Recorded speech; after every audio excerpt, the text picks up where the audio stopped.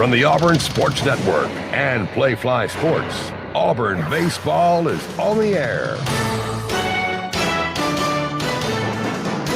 Exclusive game day coverage begins with the leadoff show. Now, let's go out to the ballpark. What a weekend on the Plains. Football gears up for its heyday game. Softball and women's tennis are at home, and Plainsman Park is the site for a top 10 series. Good evening in War Eagle from Sanford Stadium, Hitchcock Field at Plainsman with Brad Law. I'm Andy Burcham. Auburn came from behind in dramatic fashion to win at Georgia Tech Tuesday night. Dylan Watts picked up the win in relief. This weekend continues a stretch of 6 straight SEC series against top 10 opponents. Number 3, LSU swept Oklahoma in Norman last weekend. The Fighting Tigers did not allow an earned run all weekend. LSU is 31-3 and has sweeps against Missouri, Mississippi State, and the Sooners. Auburn goes with former LSU hurler Samuel Dutton tonight. The senior is 6-0 with a 2.85 earned run average after a complete game shutout, is a 3-0 with a big win last week against Alabama. LSU counters with Cade Anderson. The SEC Player of the Week is 6-0 with a 2.85 ERA. When we return, the Butch Thompson pregame report. This is the Auburn Sports Network. Check out the Talking Tigers podcast wherever you listen to podcasts. The Talking Tigers podcast is a series of one-on-one interviews hosted by the voice of the Tigers, Andy Burcham. Each week, Andy is joined by a featured guest with Auburn ties from athletics, entertainment, and other walks of life. Past legends and present trailblazers, insightful and entertaining. It's the Talking Tigers podcast with Andy Burcham. Like and subscribe wherever you listen to podcasts today. Since Auburn Bank opened in 1907, we've been tested by world wars, pandemics, and plenty of troubled times. Through it all, we've not only survived, but thrived by staying true to our core values of sound money management and putting our customers first. And just as surely as more challenges will come, we'll meet them the way we always have, with your confidence and our experience. Auburn Bank, champions of you. Member FDIC, online at auburnbank.com. When the game is on the line, you want someone you can count on. At Alabama Power, we believe in consistency and having each other's back. It's our game plan to safely deliver the electricity you depend on. We give 100% to achieve 99.9% reliability. Learn how we power a better Alabama at alabamapower.com/reliable. Alabama Power is a proud supporter of the Auburn Tigers. The Southeastern Conference. It's the land of legends, the places, the faces, and moments. And he's going for it. It's a touchdown! We've seen the confetti fall again and again. But we're not done. It's time for the next generation to make their mark and go from 14 deep to 16 strong. It's a whole new ball game in the SEC, and it just means more.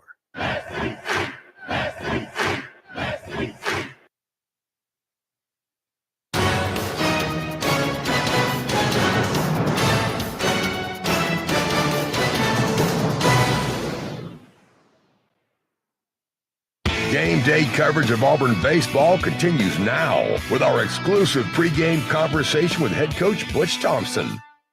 Huge weekend in town, and 2 top 10 teams open it up tonight here at Plainsman Park.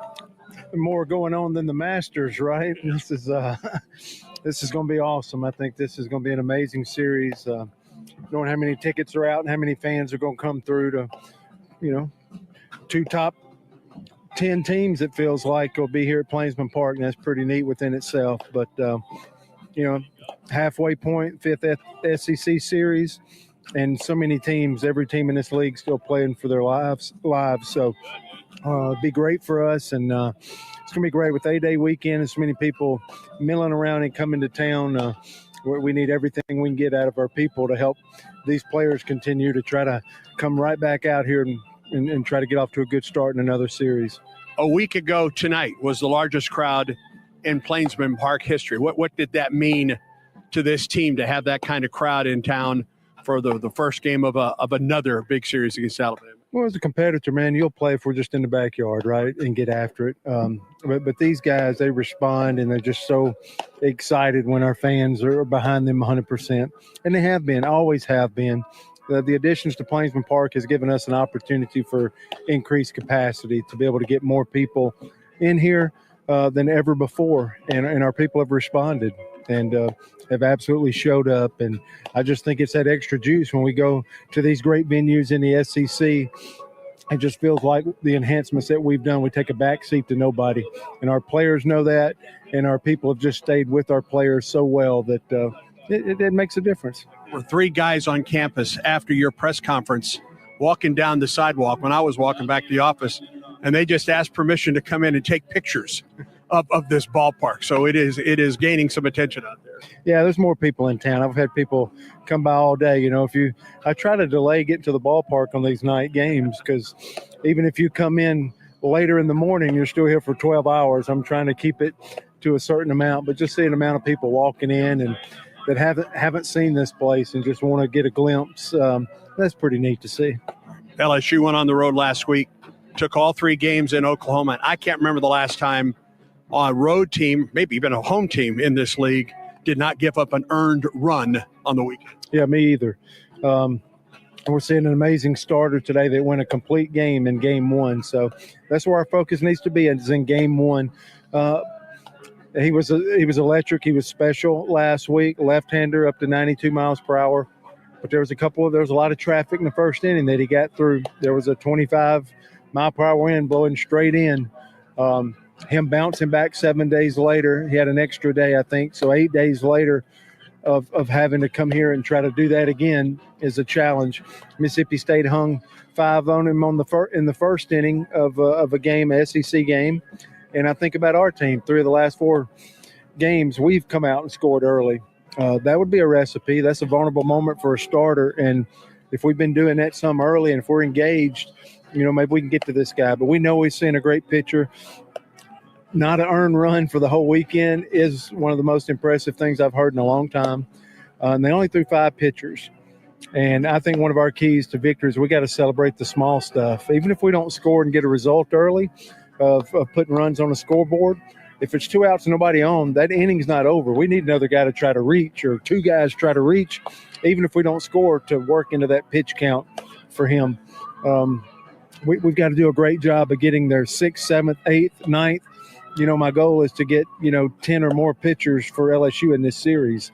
That's going to be one thing that we have to do. So all those 5 guys that threw such an amazing weekend, one of the best I've ever heard of, we've got to shorten their outing somehow by being competitive, even if we're not scoring runs, to get those guys in, because there's a line. We kind of feel like we know that line. Their players kind of know we're going to celebrate every foul ball, every lengthy at bat over 6 pitches. We're going to celebrate those and try to understand that's a way to have success against this great pitching staff. But there's a line that falls off with that command that we're talking about. Strike percentage, the walks are higher, the strikeouts are lower. But we've got to get to that point. If they get to throw 5 guys again this weekend, that'll be a challenge for us here at home. What's a key for Samuel Dutton tonight, Coach?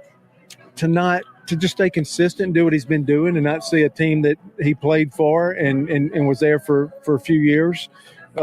Any of those additional thoughts, not to walk out to the mound with him. And we're all human, and that's a challenge. But to just keep the focus, control what he can control, and keep thinking about the things that he's done to make him successful, and not add any of the extra ancillary stuff into his outing. Doesn't need to bring that to the park tonight. Wish you all the best tonight. War Eagle. War Eagle. When the game is on the line, you want someone you can count on. At Alabama Power, we believe in consistency and having each other's back. It's our game plan to safely deliver the electricity you depend on. We give 100% to achieve 99.9% reliability. Learn how we power a better Alabama at alabamapower.com/reliable. Alabama Power is a proud supporter of the Auburn Tigers. It's a great day to get vaccinated. Many children and adults that delayed vaccination during the pandemic are still behind schedule. It is crucial that we take the steps to get everyone back on track with their routine immunizations. Children and teens can still catch up on their vaccinations even if they start late. Make sure you and your family are up to date on all recommended vaccines, including respiratory virus vaccine. Let's all do our part to get back on track. Don't wait. Vaccinate. For more information, visit alabamapublichealth.gov/IMM. Children's of Alabama is excited to partner with Auburn baseball because at Auburn, it's about making a difference on and off the field. The team is thrilled to introduce Hits and Sits, where all proceeds will benefit Children's of Alabama. Step up to the plate and sponsor a home game. You can sign up by visiting bc5foundation.org. Choose a game and a strikeout or a hit. It will be echoed beyond Plainsman Park into the lives of families at Children's of Alabama. Sign up today at bc5foundation.org. War Eagle. Millions of Americans take medicine like Ozempic and Zepbound. Many of them are overpaying by thousands of dollars a year. These GLP-1 medications for diabetes, weight loss, and more may not always be covered by your insurance, but GoodRx can help. GoodRx helps you save every month on prescriptions at over 70,000 pharmacies nationwide. Best of all, it's free to use. Check GoodRx to save on GLP-1s. Just go to goodrx.com/GLP. That's goodrx.com/GLP. GoodRx is not insurance, but can be used instead of insurance, including Medicare and other federal and state-funded programs. The starting lineups are presented by Yellowwood brand pressure-treated pine. If it doesn't have that yellow tag, you don't want it. We will start with third-ranked LSU. Jay Johnson's fourth Tiger team is 31-3 overall and 10-2 in SEC play, winners of 9 in a row overall. Derek Carriel is the left fielder and the leadoff hitter, the freshman at the top of the order for LSU. He's followed by the team's leading home run hitter and RBI man, Jared Jones, the first baseman hitting second. Hitting third and playing second, it's Daniel Dickinson. Josh Pearson is the right fielder and cleanup batter. Ethan Fry is a designated hitter. He will bat fifth. Stephen Milam, the shortstop, bats sixth. Hitting seventh and catching is Luis Hernandez. Tanner Reeves plays third base and bats eighth. And Chris Stanfield plays center field and bats ninth. Again, for LSU, it's Carriel, Jones, Dickinson, Pearson, Fry, Milam, Hernandez, Reeves, and Stanfield. Now for your ninth-ranked Auburn Tigers. 23 wins, 10 losses, 6-6 in SEC play. Butch Thompson's 10th Auburn team looks like this. Eric Snow is at the top of the lineup. He starts at second base tonight. Batting second and designated hitting tonight is Chris Rembert. Ike Irish in right field hits third. Cooper McMurray, the first baseman, is the cleanup hitter. Batting fifth in left field, it's Bub Terrell. Batting sixth at third base, Eric Guevara.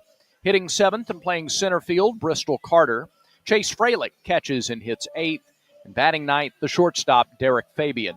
Again, for your Tigers, it's Snow, Rembert, Irish, McMurray, Terrell, Guevara, Carter, Fralick, and Fabian. Spectacular night for baseball. It's a good night to break an attendance record and to start the series with a victory, as Auburn has done so many times in this 2025 season. First pitch weather, Auburn defense, and more on Samuel Dutton. We'll get this game underway when we come back. This is the Auburn Sports Network.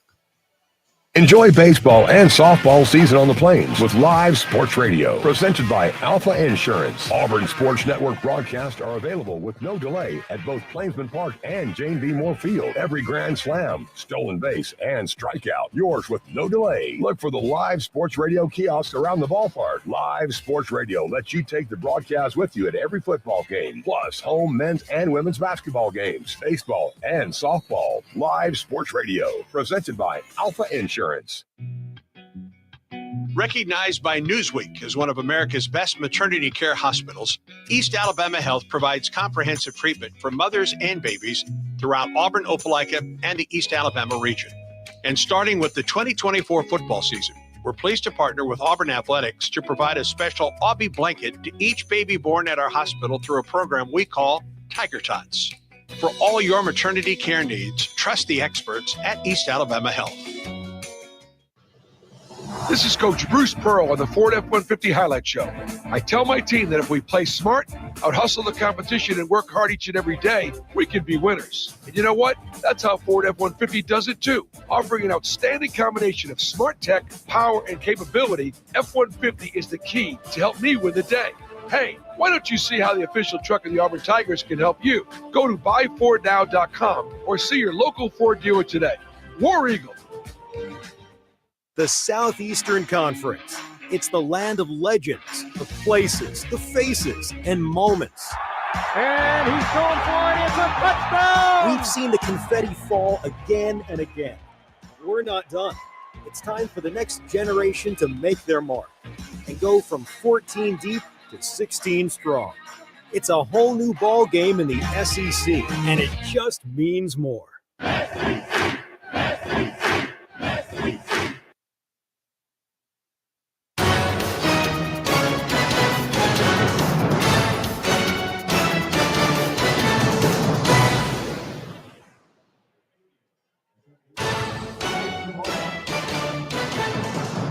Exclusive play-by-play coverage of Auburn baseball is brought to you by the Alabama Department of Public Health. Don't wait. Vaccinate. Protect yourself and others by staying current on all recommended vaccines.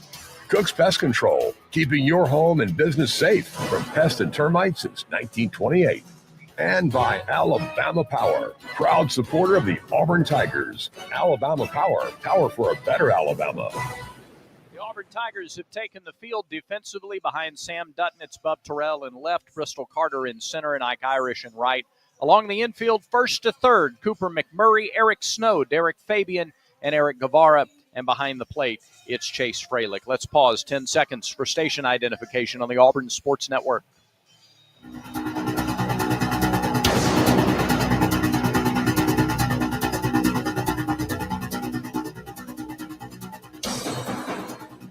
Samuel Dutton, senior right-hander from Southside, Alabama, 5'11", 199 pounds. He's 4-2 in 8 starts this year with a 2.66 earned run average. One complete game, that was last week. He went 7 against Alabama in the Tigers' run rule victory over the Crimson Tide. 44 innings, 42 hits, 13 earned runs, 10 walks, 51 strikeouts. He's hit 3 batters, balked once. Teams are hitting .258 against Samuel Dutton. He will face Curiel, Jones, and Dickinson to start things for LSU, an LSU team that's won 9 straight ball games. We turn it over to the voice of the Tigers, Andy Burcham, and we welcome back to Plainsman Park. And we're excited to get this series kicked off tonight. Andy, take it away. All right, Brad, thank you. Great to be with you tonight. When you choose Blue Moon, everything becomes brighter. Every sip of their Belgian-style wheat ale, crafted with Valencia orange peel and coriander. Check your local store for Blue Moon. Made brighter. Celebrate responsibly. 2025 Blue Moon Brewing Company, Golden, Colorado. First pitch weather forecast tonight. Partly cloudy skies, 63 degrees. Winds out of the northwest at 12 miles per hour. It is a splendid evening for baseball. Curiel, Jones, and Dickinson to face Samuel Dutton, 2-0 with a 1.29 ERA in his 2 home SEC starts against Vanderbilt and Alabama. He winds and fires, and the first pitch is a strike. Nathan Huber behind the plate, Chuck Pack at first, Ronnie Teague at second, and Jordan Farrell is down at third. Curiel hitting .374, 3 homers, 28 runs batted in the pitch. Swing at a fastball. It comes up empty. 93 on the heater from Dutton. No balls and 2 strikes to Curiel. LSU has jumped on teams this year. Their best inning offensively, the first. They've scored 61 runs in the first.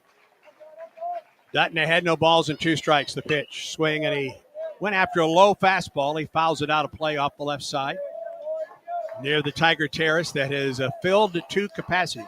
And folks continue to stream out there and into this ballpark. On the War Eagle wall, the back 40, up on the parking deck, beyond the back 40, the K corner, the 984 club, and the pitch. Swing on a fly ball into left. Long run for Bub Terrell. Near the line, has to reach back and makes the catch in front of the 3:15 mark for the first out of the ballgame. Yeah, Bub really athletic, fast, strong, almost overran that ball. He thought it was going to continue to carry out toward the line. He got there in time and actually overran the spot, but reached back and made the catch. And here is Jared Jones, first baseman for LSU, batting .387, 11 homers, and 48 runs batted in. And 4 stolen bases for good measure. Big right-handed hitter against the righty Dutton in the pitch. Fastball missed inside for ball 1. Sam against Curiel got ahead in the count through nothing but strikes to the freshman leadoff man. That was what he did so well last week against Alabama. And what he's done really well all year is get strike 1.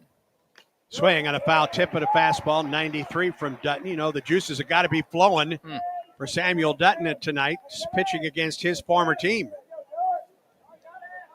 1 ball and 1 strike to Jones. Do not make a mistake to this guy. 1-1 pitch.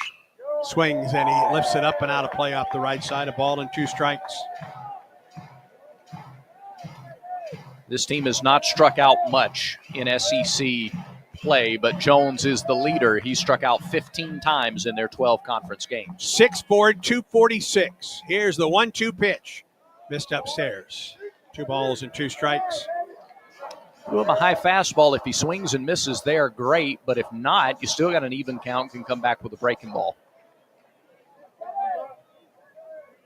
Guevara plays close to the line at third. There is the breaking ball. It sweeps outside. The count is full. Auburn in the blue, tops and bottoms. The Blueberry uniforms tonight. White lettering, orange numerals on the front of the jersey. Blue ball cap, the white AU. 3-2 pitch. Here it is. Foul tip, and that got Freilich. They got him on the hand. Or elsewhere. Yeah.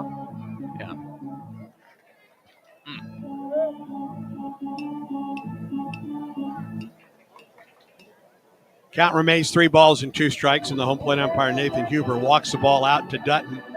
Gives Freilich an opportunity to gather himself. Jones even checks on the Auburn catcher as he steps back into the box. Easy to have empathy there. Yes. Another 3-2 from Dutton. Out in front of it, he fouls it.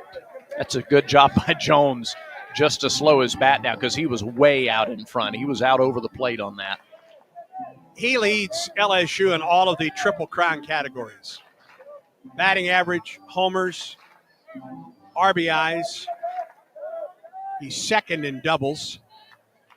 And he leads the team in hits, 3-2. Ground ball to the shortstop. Fabian stays down on that one, flips the first for the out, 2 down. They get a lot of pitches into Sam in that at bat. Jones is a good hitter. He's going to do that, but a good job by Dutton not to give up too much of the plate at any point. He tried to get him to chase on 1-2, tried to get him to chase on 2-2, came back after him after a really good off-speed pitch that he fouled off on the early swing. And he just said, look, here's a fastball. I'm going to trust my defense. Here's Daniel Dickinson, second baseman for LSU, bats .351. He has 8 homers and 37 runs batted in. Right-handed hitter, the pitch to him. Fastball, the miss a little bit down. This is an LSU team that is consistent. They're batting .328 overall this season. They're .299 in conference play coming into tonight's game. Dutton off the wind in the 1-0. There's a strike. A ball and a strike. Not a lot of takes on strikes from this LSU team. 2 outs, nobody on. The 1-1. There's an off-speed pitch, and Dickinson was out in front. 1 ball and 2 strikes the count. That almost looked like a straight 12-6 curveball, 72 miles an hour. Ahead of Dickinson, a ball and 2 strikes. Samuel Dutton goes into his wind in the pitch. Up the middle, off of Fabian and into center field for a base hit. Derek went to a knee. Yep. Trying to get to that one, and it just skipped over his left elbow and into left field. Yeah, sort of took an in-between hop on him, and it was hit very hard. So he got down, lowered his center of gravity, but then had to reach, and it jumped up further, I think, than he had planned. Base hit for Dickinson. He's at first, and here's Josh Pearson, the right fielder. Batting .297 with 5 homers. 23 runs batted in. Stretch in the pitch. Inside, nice backhand stab on a short hop by Freilich. A ball and no strikes to Pearson. If they're going to run with anybody, it might be Dickinson. They have not run very much in conference play. They're just 10 of 14 trying to steal bases, but Dickinson is 3 for 3. And 5 for 6 on the season. Pretty good lead over there at first. Dutton comes set. And the 1-0. Drops in for a strike. Breaking ball is working early. A ball and a strike to count to Josh Pearson. 2 outs, a runner at first for LSU, just underway. 1-1. Fly ball into deep left field. Bub Terrell back in the canyon on the warning track, makes the catch. Looking back into the sunshine, and the inning is over. Had him played well, too. He was shaded over in that direction. No runs, a hit, no errors. A man left for LSU. Auburn comes to the plate in the first, and this is the Auburn Sports Network. Here's a clip from a recent Talking Tigers podcast with Andy Burcham. We're always glad when we get an opportunity to talk with Auburn's Director of Athletics, John Cohen. Our graduates were the third highest wage earners among the 14 schools in the SEC 15 years after graduation. Our students at Auburn, and you know this, everyone connected to Auburn knows this, our students go out in the world and they are highly successful. And when they're highly successful, they want a premium level opportunity at our venues. And the demand is incredibly high. Just to give you an example, we have 114 different accounts. So those are families or groups of families who are saying, we are very interested in a suite in Jordan-Hare Stadium. There's a real demand there. A new episode of the Talking Tigers podcast is released every Monday, wherever you listen to podcasts. Like and subscribe to the Talking Tigers podcast, only from the Auburn Sports Network.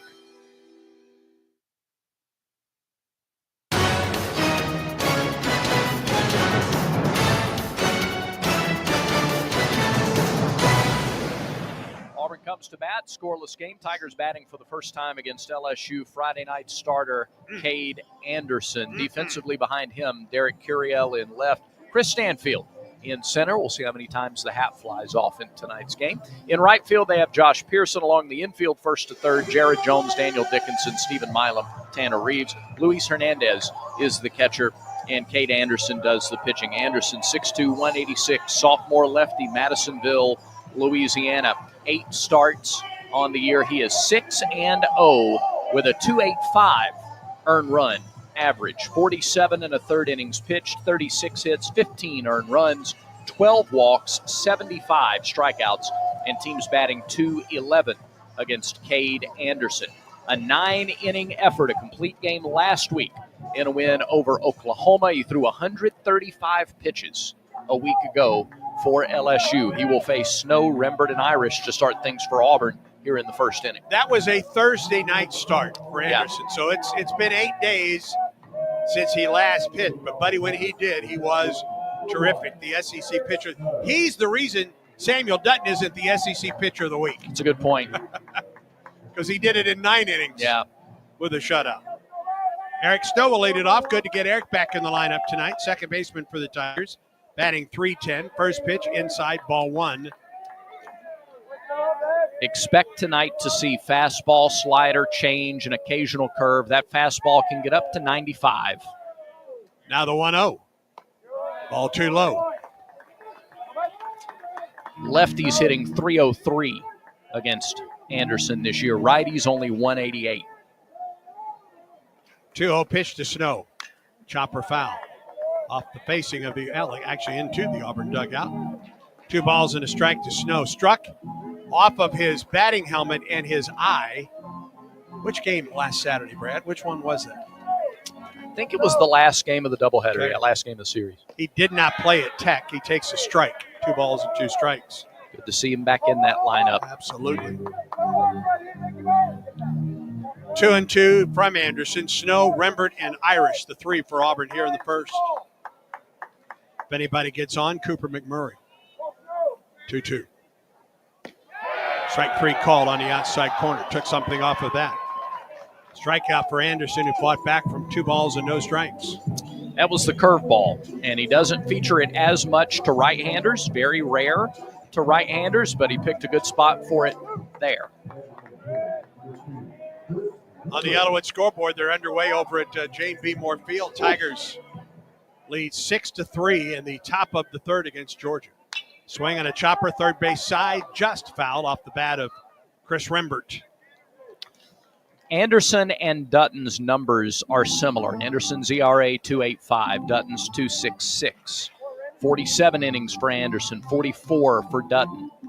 A few more hits allowed by Sam. Earned runs, Sam's allowed 2 fewer than Anderson. The strikeouts are the big difference. 76 strikeouts in 47 and 2/3 innings for the LSU starter. Dutton also averaging more than 1 per inning, but Anderson at about 1.7 strikeouts an inning. 0-1 pitch to Rembert.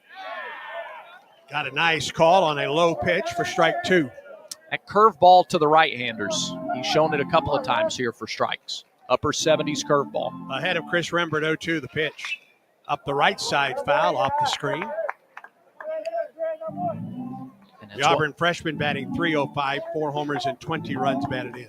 Batting better in league play, too, than the overall average. He stepped it up of late. And he's done it by going the opposite way. They're going to play him to pull. 0-2 again.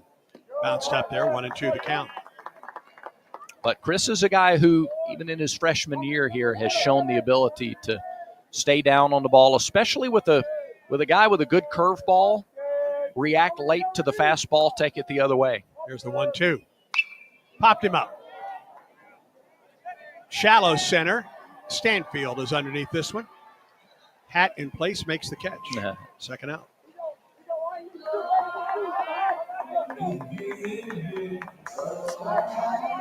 Two gone for Auburn here in the first, and here's Ike Irish.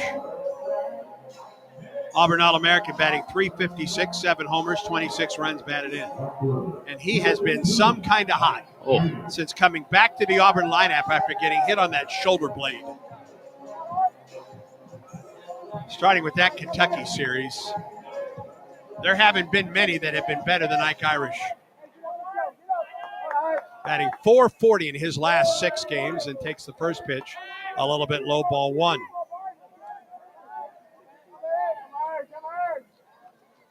.440, 5 doubles, 6 homers, 13 runs batted in. There's a fastball in. 2-0 the count to Irish. Brad talked about how lefties actually hit this guy better than right-handers. And significantly better. Yeah, in spite of the fact that this is a lefty pitcher, 2-0. Ike chops it foul back to the screen. Nice use of the changeup there. He got a fastball count. Ike thought he had something that he could drive there, but swung over the top. 2 outs, nobody on for Auburn in the bottom of the first. LSU got a base runner, but did not score in the top of the inning. Folks continue to come into the ballpark. 2-1 pitch. Up and in, 3-1. And they're not trickling in. No, they are pouring in. It's a steady stream. Yeah. This is great. Full count now to Irish. Wind and pitch. Popped it up foul. Actually, now it's 3-2. Well, that was interesting. Butch Thompson talked to you pregame, said they'd like to get 9 or 10 different pitchers from LSU into this game this weekend. They only used 5 last weekend. 3-2 to Irish. Strike 3 called on the inside corner. Anderson strikes out 2 of the 3, and both looking. A 1-2-3 inning for Auburn. We're through 1. No score between Auburn and LSU, and Auburn baseball continues in a moment. Kia of Auburn is happy to connect the Kia brand to the Auburn fans. Our winning lineup has something for everyone at almost any budget. SUVs like the Telluride, Sorrento, and Sportage. You prefer a sedan? Check out Forte, Soul, and don't forget our new multi-purpose vehicles, the Carnival, or our amazing hybrid or electric vehicles. Kia of Auburn is a proud supporter of Auburn Athletics. Kia of Auburn, where you're always number 1. Whoa, Rico. This is Coke Zero Sugar. Could I be the best Coke ever? Try and taste with your ears. Hear those bubbles? Imagine them tingling on your tongue. Fizzy deliciousness. Listen to that cascading liquid. A mouth-watering waterfall. Irresistibly tasty. Zero sugar. Crisp. Refreshing. And ice cold. Is Coke Zero Sugar the best Coke ever? Try and decide. Back to the ballpark for more Auburn baseball. 0-0 the scores. Auburn goes to the defensive field here in the second. 19 pitches in the first inning for Samuel Dutton. Second inning tonight brought to you by Southern Union. There's a new path to the Plains. It runs through Southern Union State Community College. Move seamlessly to Auburn to complete a bachelor's degree in selected programs by taking courses at Southern and Auburn concurrently. All at Southern Union's tuition rates. Let Southern Union put you on a path to the Plains. Doubleheader for us tomorrow on the Auburn Sports Network. A-Day coverage at noon from Jordan-Hare Stadium. Then we're back here at the ballpark tomorrow night for Game 2 of Auburn LSU, 5:45 airtime. That'll be the third straight Saturday we have a doubleheader. True. Just a different kind. Thankfully. Yeah.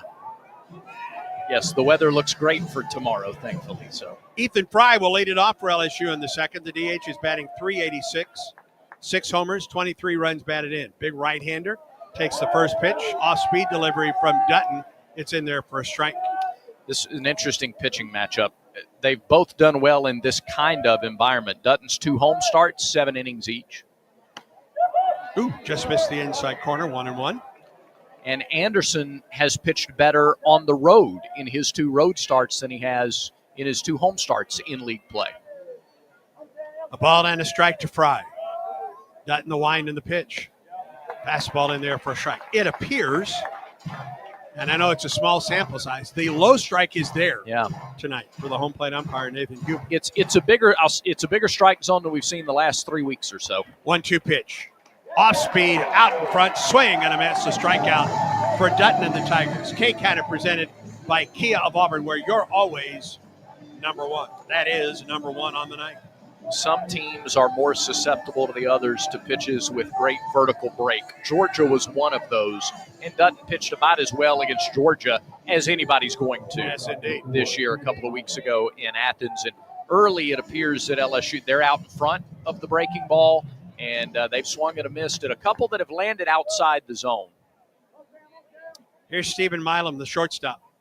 Pitch. High fastball, 1-0 the count. He's batting .339, 6 homers, 33 runs batted. Only one player in this starting lineup batting under .300, and that was Pearson batting .297. 1-0. Drops low. 2 balls and no strikes to Milam. And that hasn't changed a whole lot in league play.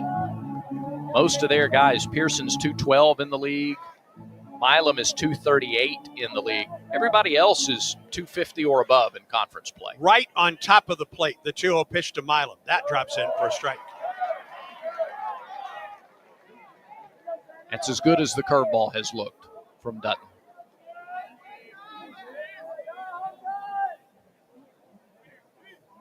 Wind and the 2-1 pitch. That one missed high. That's 3 straight off-speed pitches to Milam. And now the count is 3 balls and a strike.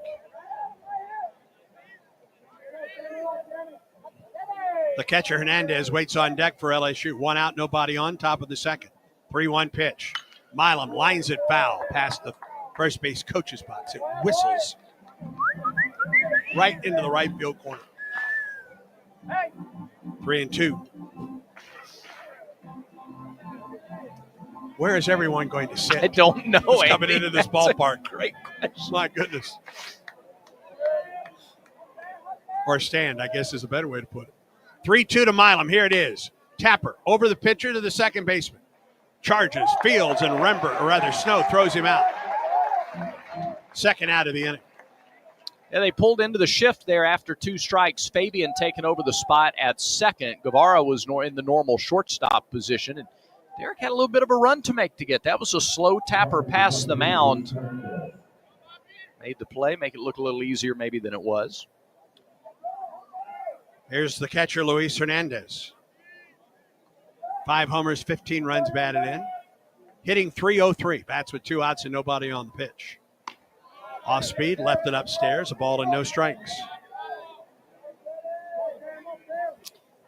You don't want to start missing too much with the curveball up. 1-0. Out in front. Beautiful. 70. Just beautiful. On that off-speed pitch. Count is even at a ball and a strike. Hernandez thought he had a fastball count. He was guessing a little bit there. Here's the 1-1. There's a fastball, but it misses upstairs. 2 balls and a strike to the LSU catcher.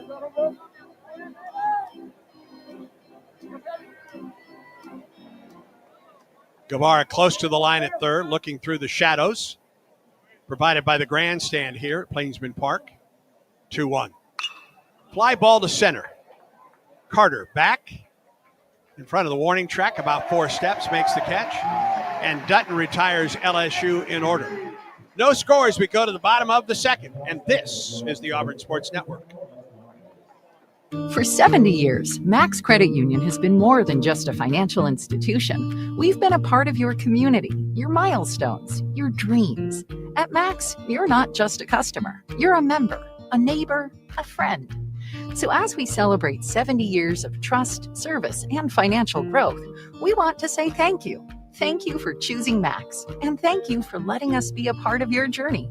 Max Credit Union, 70 years strong and just getting started. Federally insured by NCUA.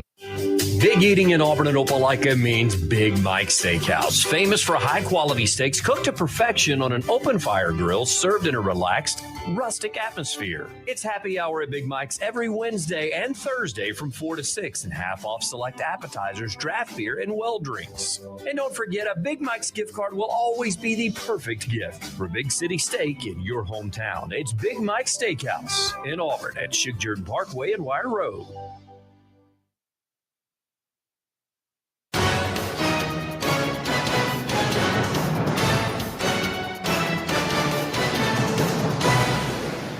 Back to Sanford Stadium, Hitchcock Field at Plainsman Park. We move to the bottom of the second. No score between the Auburn Tigers and the LSU Fighting Tigers. It will be Cooper McMurray, Bob Terrell, and Eric Guevara to face Cade Anderson, who needed 16 pitches to cruise through the first inning. Got 2 strikeouts. Looking. Used every part of the strike zone, used every pitch in his repertoire in that first inning. Kind of showed you a lot of confidence and command in that first inning. 6-0 on the season. And just a sophomore. Yeah.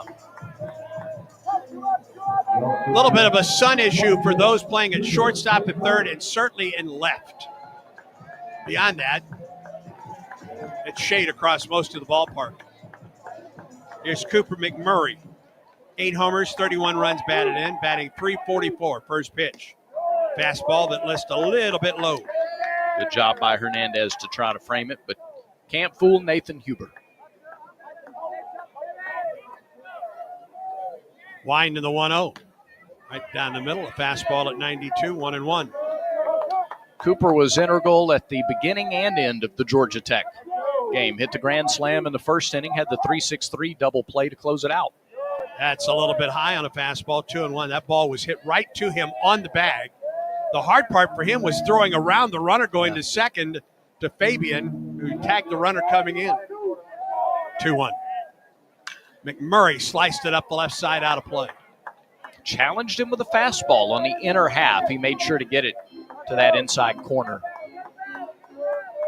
2-1. He struck out Irish to get the final out of the first with a fastball in to that left-handed hitter. And LSU goes to the shift. Left side of the infield is wide open for McMurray, who could bunt for a triple. The pitch. Strike 3 call. That pitch was up. Boy, that's the first strike we've seen that high in the zone. Much bigger strike zone than anything we've seen the last 3 weeks.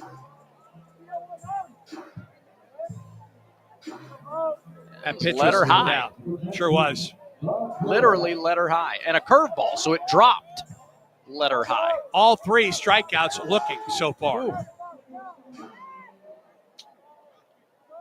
Here's Bub Terrell. The pitch on the way to Bub. And he singles through the right side, a base hit. Got a fastball and hit it normally where the second baseman is. They were playing him up the middle. Yeah, that was interesting alignment. Bub can go the opposite way, but Dickinson was nowhere near the normal spot at second. It was almost an opposite field shift. Yeah, just wide open right side of the field.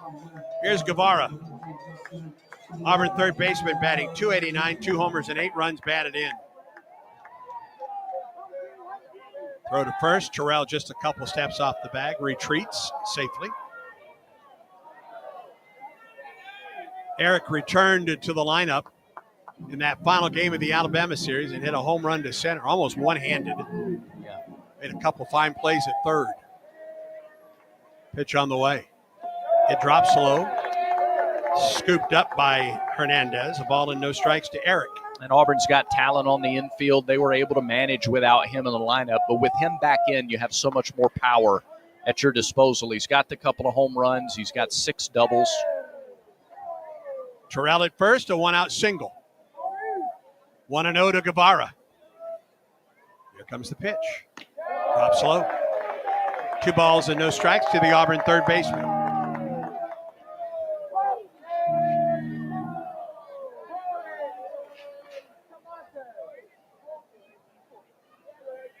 Terrell gets his lead at first.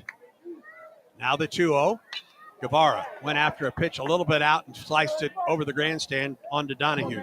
Guessed right on the fastball, but it was a little out. A good job by Anderson to hit his spot there. Bub, good speed. He's only tried 3 stolen bases in league play. He's only been successful once. He lengthens that lead a bit at first, and a throw over. And Terrell is back.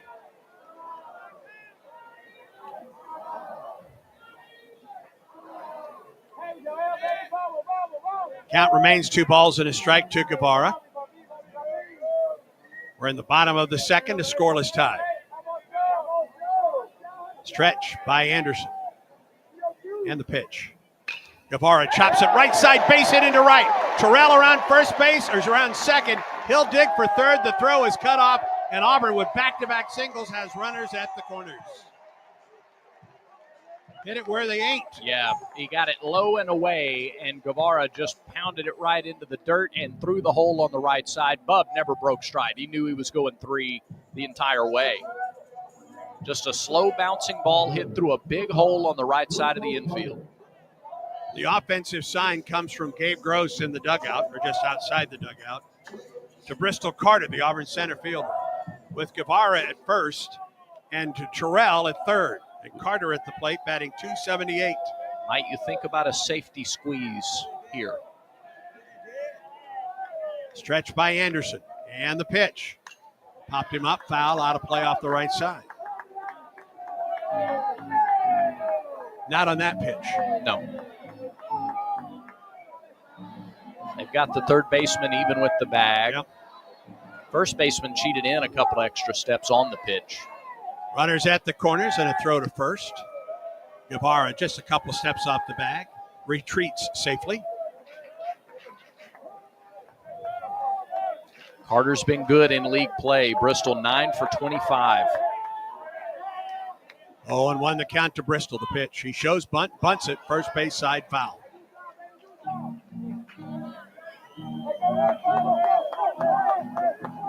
No balls and 2 strikes to Bristol.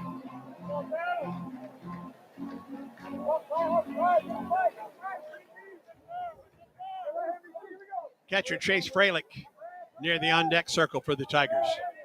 Ground ball up the middle would get the run home. They'll concede it there, looking for 2. Another throw to first, and Guevara is back. Back-to-back singles through the right side by Terrell and Guevara. Bubs at third, and Eric at first. No balls, 2 strikes, the count to Carter. Here's the pitch. Little looper to the shortstop. Got it jammed, and he makes the catch. Milam does, and there's 2 outs, and the runners stay where they are. Yeah, jammed, and he couldn't get the bat up high enough. Up under it, just a little soft pop-up to the shortstop. 2 down for Freilich. Auburn catcher batting .345, 3 homers and 27 runs batted in. Nate Yeske is the pitching coach, and he is out for a visit here to Anderson. And I wonder if they're going to talk strategy. First base is not open, but Freilich is one of Auburn's best hitters. Behind Ike Irish, he's Auburn's best hitter in SEC play. Lefties hit him so much better than righties. Derek Fabian, who has struggled a little bit in league play, on deck for the Tigers. I was talking to Chase before the game tonight. He had offers all across the country in college tennis. Yeah.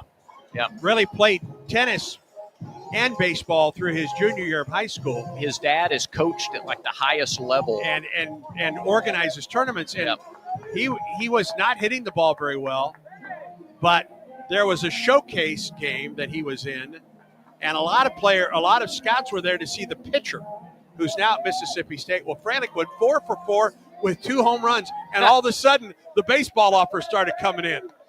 Auburn was one of the teams that was there to scout that pitcher. He's at the plate with 2 outs and runners at the corners and a throw to first. And Guevara is back. Freilich is hitting .373 with runners in scoring position, .388 with runners on base, and .325 with 2 outs in the inning. Stretch. Here's the pitch. Chopper foul at the plate. Started him with a slider, left it a little bit up.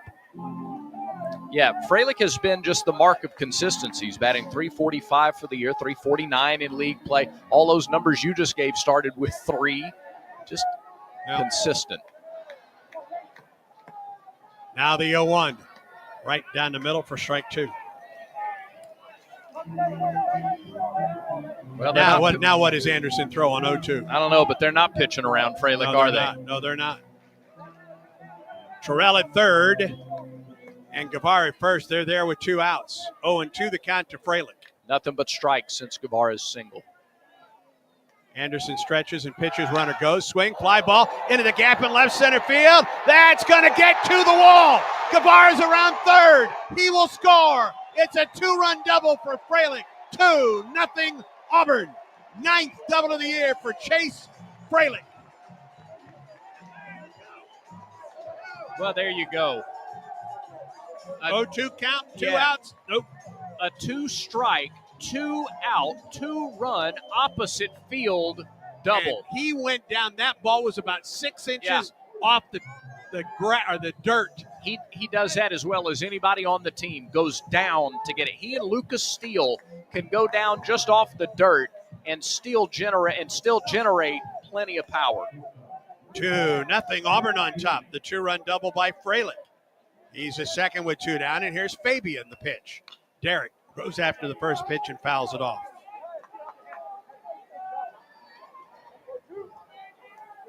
What a job of hitting. That is a veteran, seasoned job of hitting by the freshman. He's at second with 2 down, the 0-1. Fabian takes it right down the middle for strike 2. You mentioned it, Brad. Since the Guevara single to right, he hasn't thrown a pitch out of the strike zone yet, or since. 0-2 to Fabian. Stretched by Anderson. Here's the pitch. Chopper foul. And perhaps give Auburn some credit for starting Guevara on that pitch to Freilich, because he scored from first without a throw home on that double out in the canyon and left. That's a great point. And, it didn't roll all the way to the wall. It looked like it had a little backspin on it. It didn't. It just looked that way because it stopped rolling. And I don't know that Eric scores if they don't start him. Here's the 0-2. Fabian takes it high. Didn't miss by much. 91 on that fastball. A ball and 2 strikes to the Auburn shortstop. Especially relative to the one Cooper struck out on early in the inning. Fabian's double late on Tuesday tied that game up against Georgia Tech. Auburn eventually won 9-8. The pitch got him swinging with the slider away. 2 runs, 3 hits, no errors. A man left for Auburn. 2 complete at Plainsman Park. The Tigers lead it by a score of 2-0 against LSU. And Auburn baseball continues in a moment. When the game is on the line, you want someone you can count on. At Alabama Power, we believe in consistency and having each other's back. It's our game plan to safely deliver the electricity you depend on. We give 100% to achieve 99.9% reliability. Learn how we power a better Alabama at alabamapower.com/reliable. Alabama Power is a proud supporter of the Auburn Tigers. I like what I like, and I do what I want. If what you like is getting the highest payouts, getting the most free play, and finding more of your favorite games all on a spacious upscale gaming floor, then Wind Creek Wetumpka is your kind of fabulous. No matter what fabulous means to you, you'll find it here. Wind Creek Wetumpka. Gambling problem? Call 1-800-GAMBLER.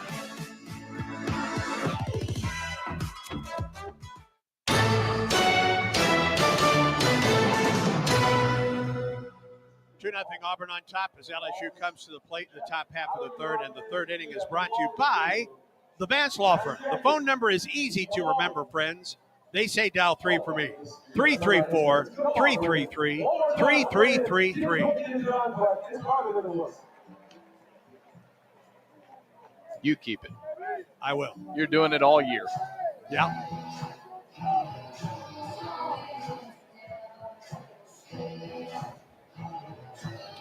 Eight, 9, and 1 hitters to face Samuel Dutton, now staked to a 2-0 lead. Awfully important to try to get a 0 on the board here and keep the momentum. Jason and I talked a lot about it last weekend. You're either trying to get momentum or keep momentum. Auburn has it now. Sam Dutton will try to keep it. Left-handed hitting Tanner Reeves leads it off. Third baseman takes a curveball. A little bit high, ball one. Batting .320. He's hit 3 homers with 11 runs batted in. Now the 1-0. Fouled back on a fastball. Actually, that was the change. A ball and a strike.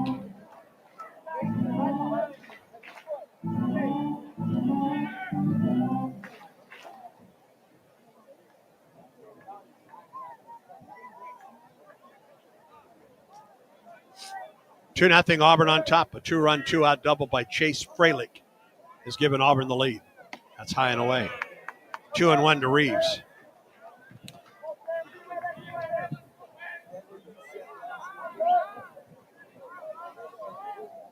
Little wind picking up here, more than it's been tonight. 2-1. Check swing foul back to the screen. 2-2 to Tanner Reeves. A little more cloud cover right now as that wind has picked up.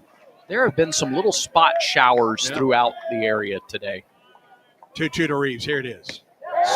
Strike 3 call on the outside corner.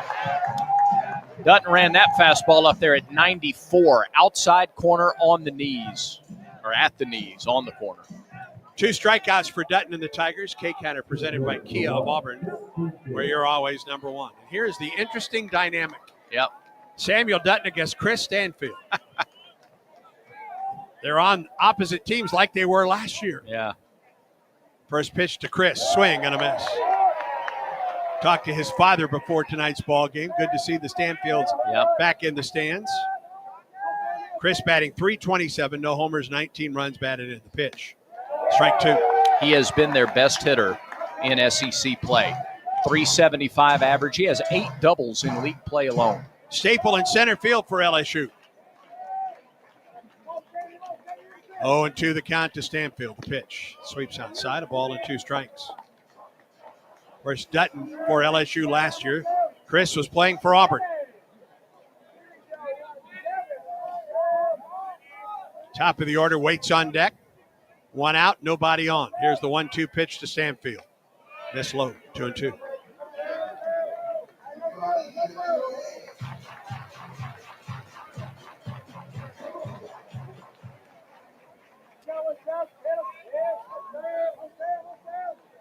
Cooper plays off the line at first. Guevara guards the line at third. 2-2 pitch. Sweeps outside, 3-2. Not a bad idea. Stanfield has struck out 27 times this year. Quickly got ahead of Chris, 0-2, but now the count is full. Here's the 3-2. Chopper foul. Fastball at 93 from Samuel Dutton.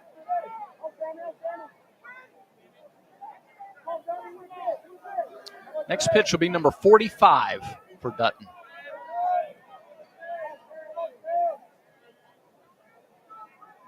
He winds in the 3-2. Just missed the outside corner. Auburn didn't get that call. And Stanfield is aboard with a 1-out walk. That is just the 11th walk in 46 and a third innings issued by Dutton. First of the night for Samuel, and now we go back to the top of the order, and here's Derek Carriel. Left fielder, slice one to left. Right at the 3:15 mark down the left field line in the first, Bub Terrell got to the ball and almost overran it, had to reach back to make the catch. Stretch in the pitch. There's a strike. Curveball from Dutton. Stanfield at first, a couple stolen bases in 3 attempts. Wouldn't be surprised if LSU started the runner here and a throw over, and Stanfield dives back safely. He hasn't attempted a stolen base in conference play yet, but with the leadoff man at the plate, we know he's capable of it. We know his speed and athleticism. Good lead over there for Stanfield, the 0-1. Slider missed down and in, and appeal to third. He did not go. According to third base umpire Jordan Farrell, a ball and a strike. Carell with 11 RBIs in league play. That's tied for the team lead. So they like the way he swings the bat. Tall left-handed hitter. Pitch. Swing and a foul back. Off-speed pitch off the outside corner, and he fouled it back.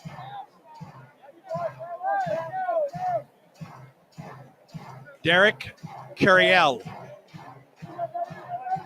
A ball and 2 strikes. Stanfield gets his lead at first. He's there with 1 down. Throw over. A little bit closer. Tag applied by McMurray, but Chris gets back safely. Chris got a foot stuck in the dirt, it looked like. If that had been a quicker throw and tag, they might have had a chance. Here's the 1-2. Bounced up there, blocked by Freilich, and Stanfield stays at first. Carriel is grounded into 2 double plays this year. He is the only SEC player that's hit into multiple double plays. They've only hit into 11 as a team. Auburn plays him up the middle. Here's the 2-2. Ooh! Just missed the outside corner. 3-2 count. I thought the home plate umpire was about to ring him up. To no avail. Throw to first. Close, but safe. Much closer. Throw came down right on top of Stanfield's hand. You don't want 2 on with the guy waiting on deck. Dutton stretches. 3-2 runner goes. Swing and a miss. Throw to second base, not in time. Freilich double clutched. Strikeout, the third of the night for Dutton. K-County presented by Kia of Auburn, where you're always number 1. And here is Jared Jones. 3rd stolen base for Stanfield, 1st in league play. I thought maybe for a second Auburn was going to ask for batter's interference on the swing and the miss. Freilich would have to have thrown to second in order to get the call, but there is no such call coming. Jared Jones tapped out to the shortstop and swings at the first pitch, an off-speed delivery, and taps it back to the screen. Jones waited on that breaking ball and still just barely got it off the end of the bat. Runner in scoring position, first time tonight for LSU. Jared Jones at the plate, no balls and a strike, 2 down here in the 3rd. Stretch of the pitch. Fastball, and it spins him off the plate. 1-1.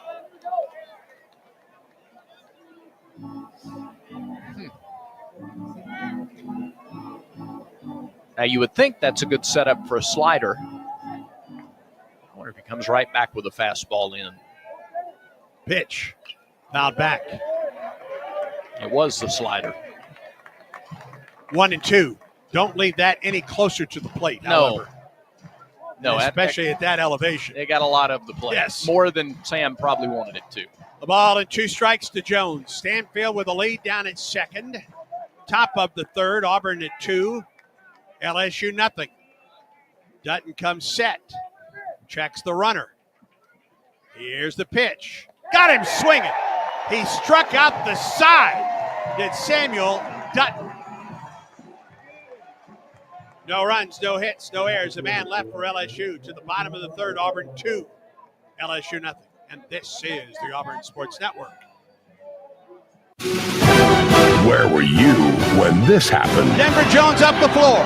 Auburn's ball. Denver drives, going down, puts it up. He didn't get it. Tap up by Rose. It's good. 1.2 seconds. Inbound Jones from behind midcourt for the win. No good. Auburn won it. Auburn won it. Holy cow. Don't miss the next heart-pounding moment on the Auburn Sports Network. Since Auburn Bank opened in 1907, we've been tested by world wars, pandemics, and plenty of troubled times. Through it all, we've not only survived, but thrived by staying true to our core values of sound money management and putting our customers first. And just as surely as more challenges will come, we'll meet them the way we always have, with your confidence and our experience. Auburn Bank, champions of you. Member FDIC, online at auburnbank.com.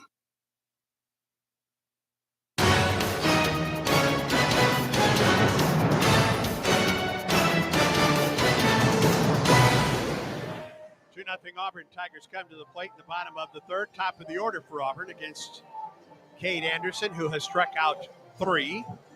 Make that 4. A 1-out single to right by Terrell, followed by a 1-out single to right by Guevara.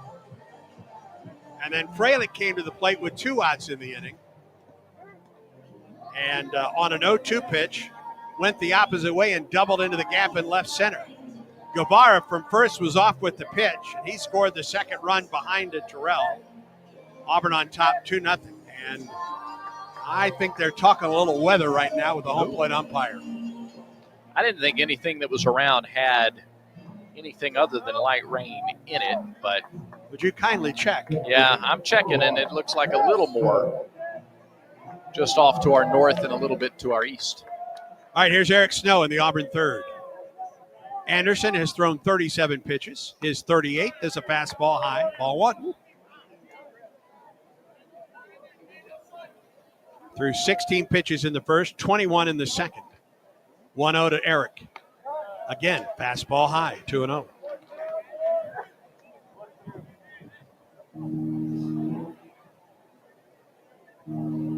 Opelika's getting rain. It's got a lot in it. There's a swing on a fly ball into the gap and left. Back is Curiel in the canyon in front of the Alabama power sign, and he makes the catch for the first out of the inning. Pull that one a little bit more, and Snow yanks that out of the yard. Yeah, got under it just a little bit and hit it to one of the deepest parts of the ballpark.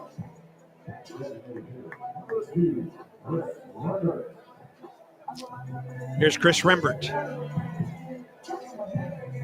Flied, popped it up to center, back in the first. Anderson, the wind and the pitch. Swing and a miss. Curveball in there for a strike.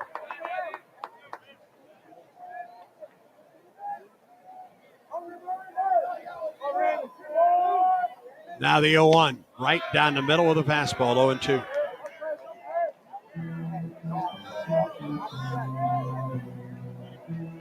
Both of these pitchers don't waste a lot of time, do they? No.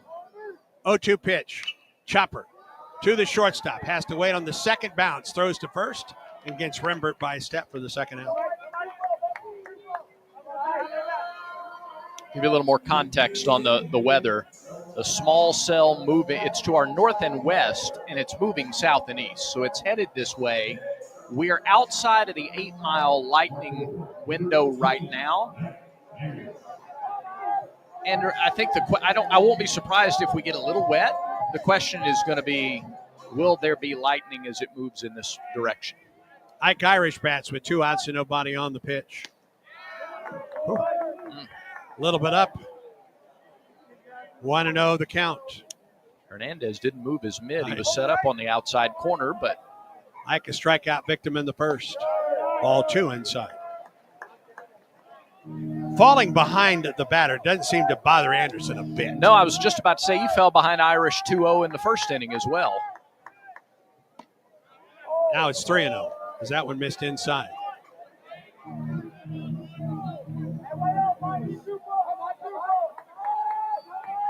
Two outs, nobody on. 3-0 count to Irish. And there's a strike. Get me over slider. Don't see that a lot. 3-1 pitch to Ike. Ball 4. This down and in. Right. First walk of the night for Anderson.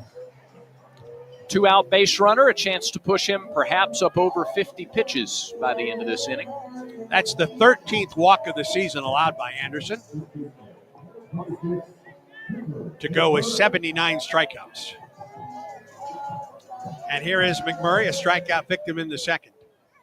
Irish at first. He's there with 2 outs. Anderson comes set. And the pitch. Cooper had a home run cut and fouled it off. He thought he had the pitch to drive there. Had a fastball swing on a first pitch slider. Irish gets a lead at first. 2 down. We're in the bottom of the third. Here's the stretch. And the 0-1. Cooper swings at a pitch that was off the outside corner. And McMurray's quickly behind 0-2. He was also behind. That was a slider swing on a fastball. So he's got him in between right now. And the shift is on now for LSU. The third baseman comes over and plays where typically the second baseman would be. Now the 0-2. Bounced up there and behind Hernandez to the screen.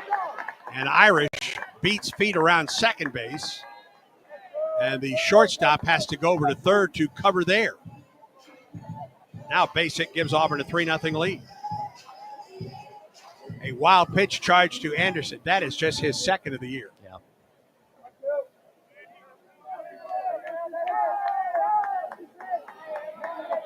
A ball and 2 strikes to Cooper. If you could go the other way.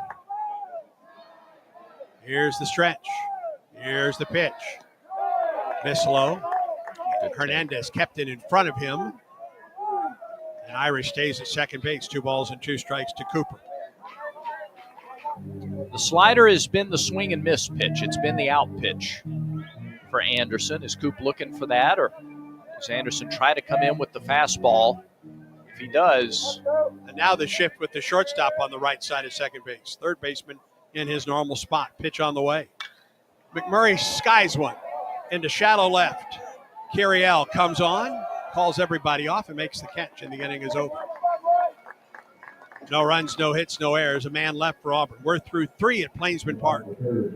Auburn leads LSU by a score of 2-0, and Auburn baseball continues in a moment. O'Reilly. Get one free set of Brake Best brake pads when you buy 2 Brake Best Select brake rotors. You can upgrade to Brake Best Select brake pads for just $10 more, or upgrade to Brake Best Select Pro or Import Direct pads for just $20 more. Visit your local O'Reilly Auto Parts. Offer in store only. Restrictions apply. See store for details.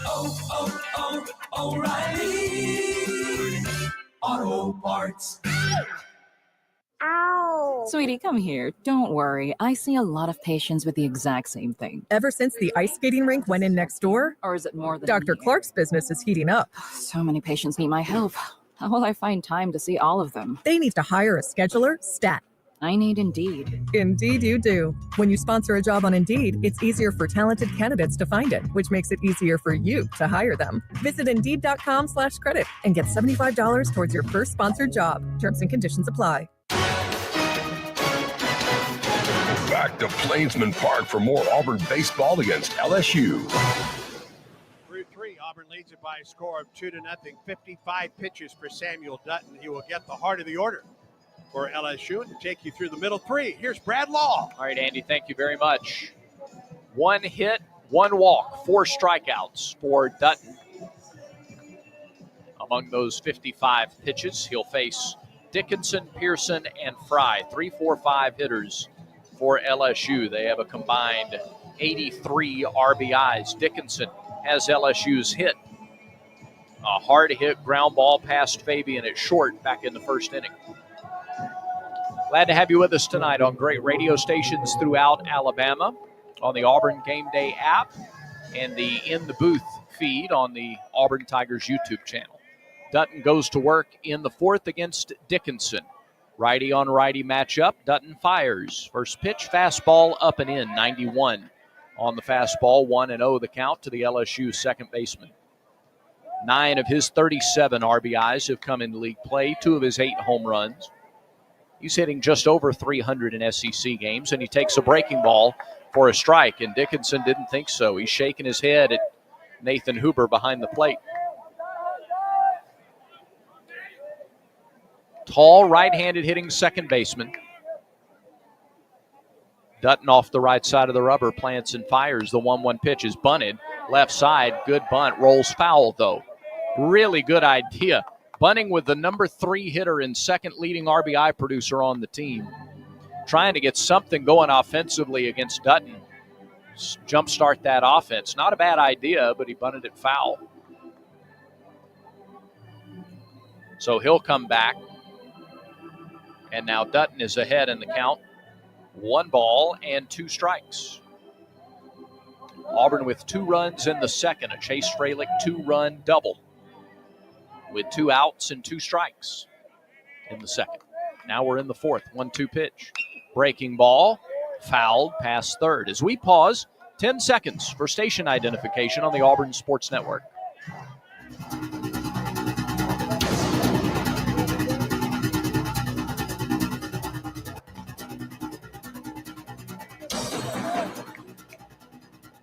The 1-2 pitch to Dickinson.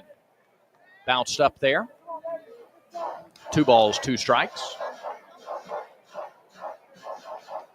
1 freshman, 1 sophomore, 7 upperclassmen in the lineup for the Fighting Tigers tonight. The 2-2 pitch. Dickinson skies it to left. Terrell comes on. Got to wait a long time. He's still trying to find. Now he's got it. Yeah, he lost it for a second there, then located it again. Tough sky right now. But he located it, put it away. 1 down. That was hit a long way up. Got your twilight sky and your gray clouds moving across as Josh Pearson steps in from the left side. Auburn plays him to pull on the infield. Not quite the shift, but plenty of room on the left side. And the wind now picks up toward right tremendously. Pitch, strike at the knees. Popped the fastball in at 93. 0-1 to Pearson. He flied to left his first time. 3 of his 5 homers have come in league play. It's right on top of the plate. Toes right on, maybe extended past the line of the batter's box. Dutton delivers and misses high and away. Pitch clock was down to 1. A ball and a strike the count here to Pearson. Just under now 212 in SEC at bats. He's over the front line of that batter's box with the left foot. 1-1 pitch. Breaking ball, clubbed foul off to the right side and over off the facing of the LSU dugout. Chase Fralick met with the media yesterday along with Butch Thompson and Kate Fisher. Talked to Chase about calling the pitches, calling his game now. I'll tell you about that after this pitch here to Josh Pearson. Full shift for the infield. Snow in shallow right field. Not that shallow. The 1-2 pitch. Fastball lined into right center field. It'll get down in front of Irish. Left it up. Yep. Left the pitch up just a little bit. It was a fastball, and he left it up and over the outer half of the plate. And Pearson crowded the plate and took advantage of it. A single into right field, LSU's second base hit of the game. Fralick says that on a Thursday night before a Friday series like this one, he'll spend about an hour doing homework on LSU. I mean, obviously he's meeting with Everett Tieford and Scott Foxhall and getting the scouting report for them as well. Fry takes a first pitch breaking ball low, 1-0. He said in the course of calling his pitches, he says nobody shakes him off more than Samuel Dutton.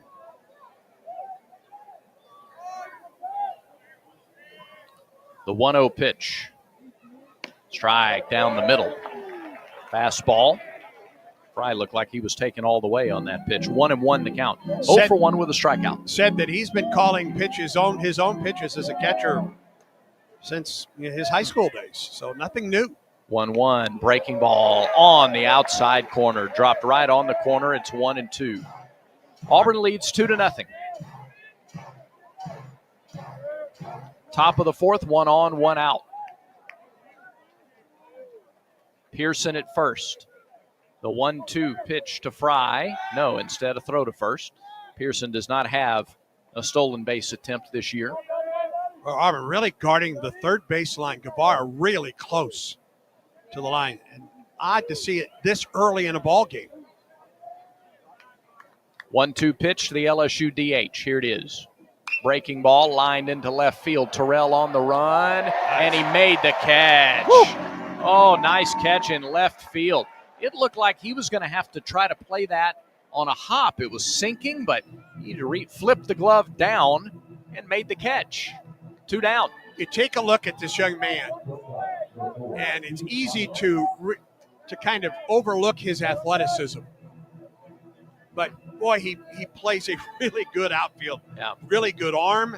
He runs well, gets a good break on the baseball out there and left. It's been a revelation watching him play left of late. He didn't start the year out there, but he looks really comfortable. Fly ball right field, first pitch swinging. Milam right at Ike Irish, who played it well. Took the wind, or the wind took it a little deeper, but Milam flies to right on the first pitch of the inning, and that is the inning for LSU. 3 fly ball outs. No runs, a 1-out single, no errors, and a runner left. LSU has stranded 3. We go to the bottom of the 4th inning here at Plainsman. It's 2-0, Auburn in front, and this is the Auburn Sports Network. Children's of Alabama is excited to partner with Auburn baseball because at Auburn, it's about making a difference on and off the field. The team is thrilled to introduce Hits and Sits, where all proceeds will benefit Children's of Alabama. Step up to the plate and sponsor a home game. You can sign up by visiting bc5foundation.org. Choose a game and a strikeout or a hit. It will be echoed beyond Plainsman Park into the lives of families at Children's of Alabama. Sign up today at bc5foundation.org. War Eagle. Yellowwood knows that a 5-star backyard is the place to make lasting memories. Like cookouts. Cornhole with friends. Ooh, a neighborhood potluck with your wife's pasta salad. The one with the feta. Oh, sorry. Or taking a nap on your deck in a hammock. Naps are memories. I love naps. For 5-star backyards and the most memorable experiences, Yellowwood brand pressure-treated pine. If it doesn't have that yellow tag, you don't want it.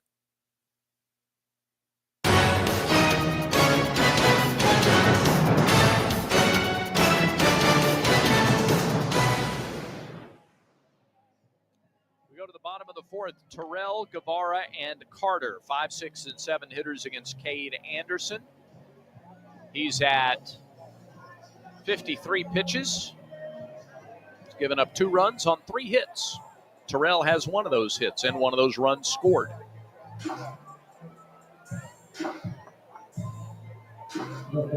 Anderson last week against Oklahoma, 9 innings, 5 hits, no runs, 2 walks, 14 strikeouts. His 3rd double-digit strikeout game of the season, and a season high with 14 punch-outs. Terrell jumped on the first pitch he saw back in the 2nd inning. He swings and misses at the first pitch here in the 4th, 0-1. 2 weeks ago against Mississippi State, Anderson 4 1/3, his shortest outing of the year. And now the rain is falling. The pitch flied off to the left side, out of play. 0-2 on Terrell.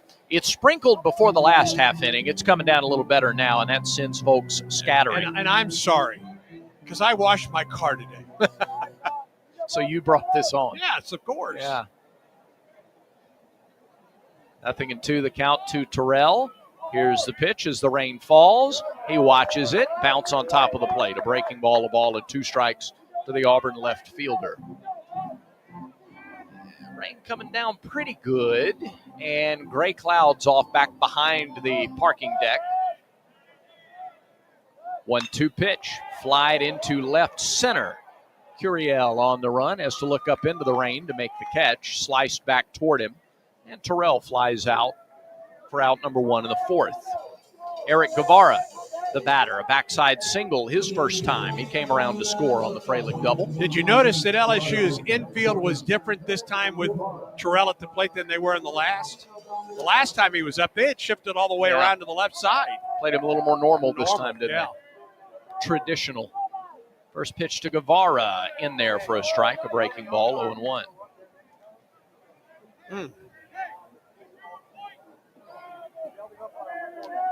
0-1 pitch. Another breaking ball. Same pitch, same spot, same result. 0-2. Rain doesn't seem to be bothering Cade Anderson a bit, does it? No, it does not. It appears this is all there is, too. I don't see any lightning in the storm. The pitch misses low, a ball and 2 strikes. but this will be a nice few minutes worth of rain that we get. A ball and 2 strikes to Guevara. Center fielder goes over toward right center, and there's a swing and a miss at a fastball up and in. The lefty came up and into the right-handed hitting Guevara and got the swing and miss. 2 away. Now here's Bristol Carter, popped up to the shortstop. His first time. Over at Jane B. Moore-Field, they keep going back and forth. First pitch missed away, 1-0 to Carter. Auburn and Georgia first to 3. Tigers lead 8-5, bottom of the 5th. Make that 8-7, I'm sorry. Pitch to Carter, called strike at the top of the zone at the letters. It's 1-1.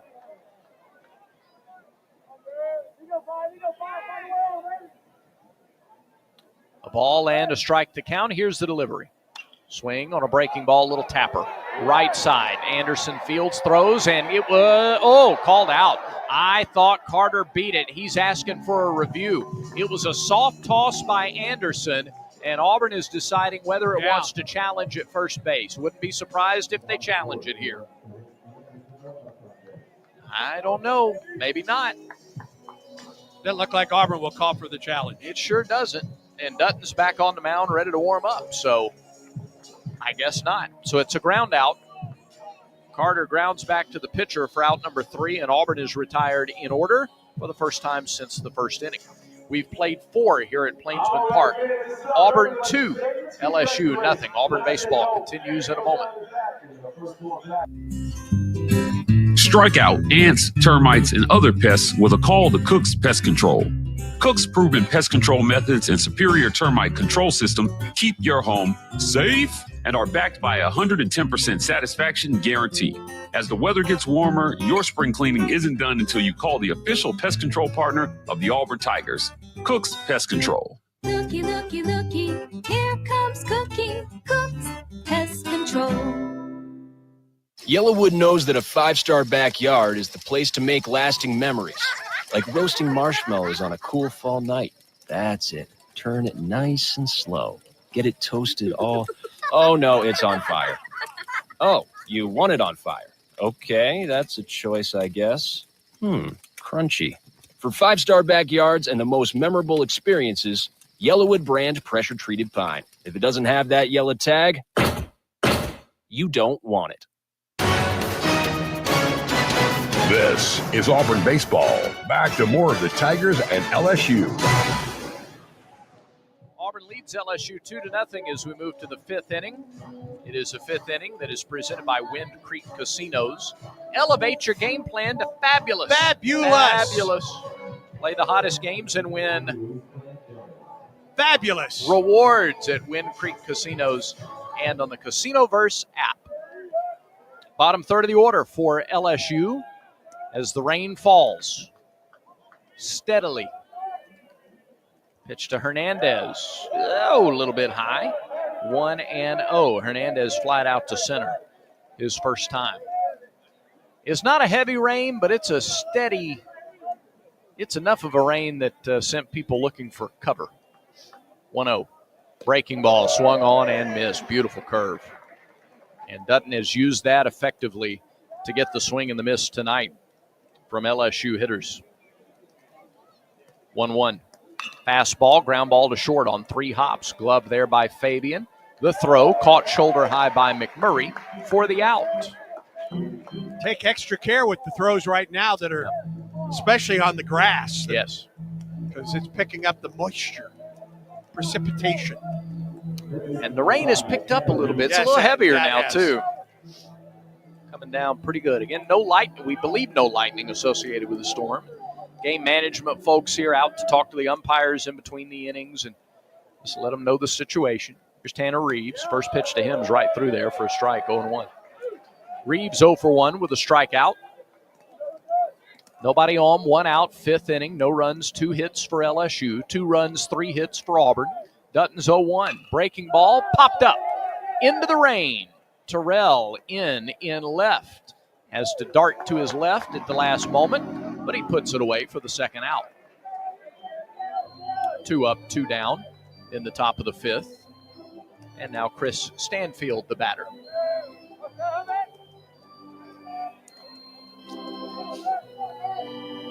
This rain was not in the forecast at the beginning of the day. No, I've done several interviews, and I said the weather's going to be terrific all weekend long.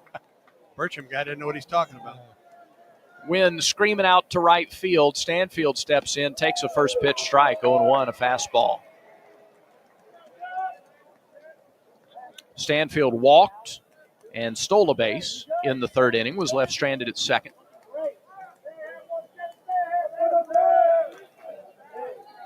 Bright pink arm sleeve on the right arm underneath the purple jersey. 0-1 pitch to Stanfield. Fastball up, 1-1. Okay.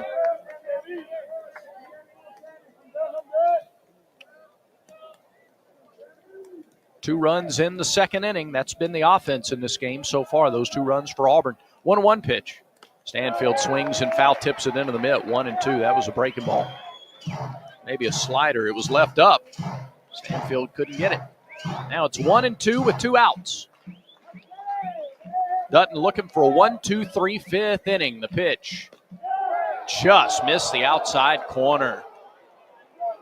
Just missed. 2-2. Tough take.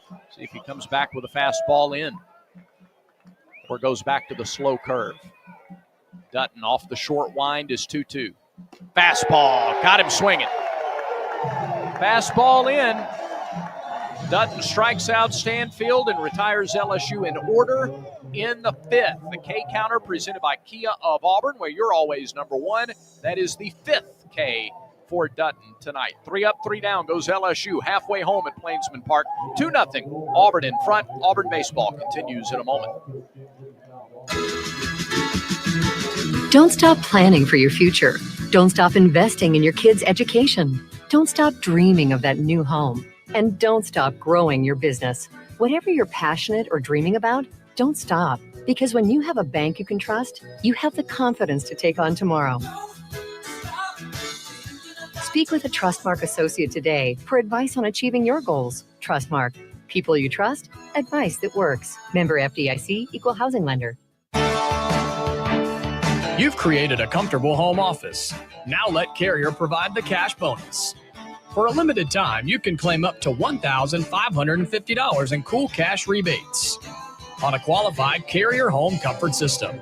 There's never been a better time to upgrade to year-round premium comfort and energy savings. Carrier. Turn to the experts.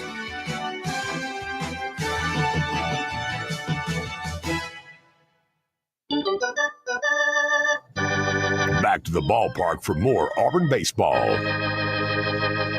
With Andy Burcham, I'm Brad Law. Quinn Brackeen in our Skyview studios. 2B1. Yes, indeed. Good to have the whole band together for the. How many games have you and I worked together this year? Half a dozen? I'm not even sure it's that many. Okay. Here we go in the bottom of the 5th. Freilich, Fabian, and Snow, 8, 9, and 1. Auburn baseball is brought to you in part by East Alabama Health. Pitch to Freilich is a high strike call, 0-1. Freilich, a 2-out, 2-strike, 2-run double in the second. That has produced all the offense in the game. Anderson's 0-1 pitch. Fastball on the outside corner, and it's 0-2. Freilich had a little water fall from the bill of his helmet down on his face. Clears that away. 0-2 pitch. 3 pitches, 3 strikes. Freilich down, swinging. That was an impressive sequence there by Cade Anderson. 3 fastballs. Yeah.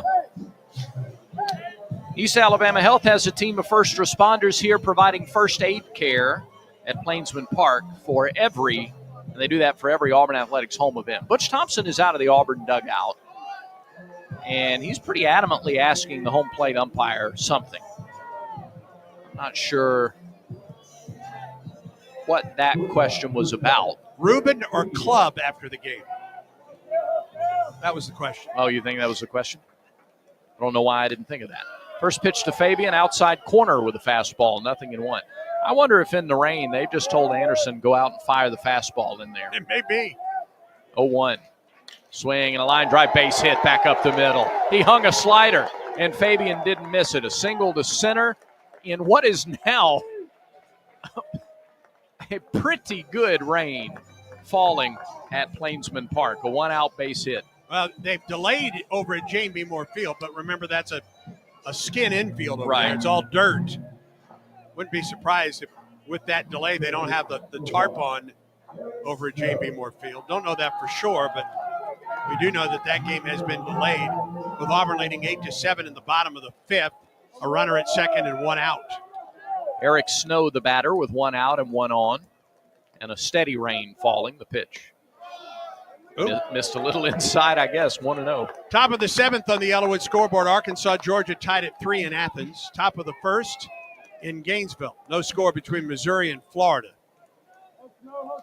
Anderson back on the mound. Pitch number 71 from the sophomore lefty is a called strike. 1-1. That one was low, but I'll tell you, the first pitch looked like a strike and wasn't called one, so it kind of evened out. Top of the 5th in Lexington. Texas 1, Kentucky nothing.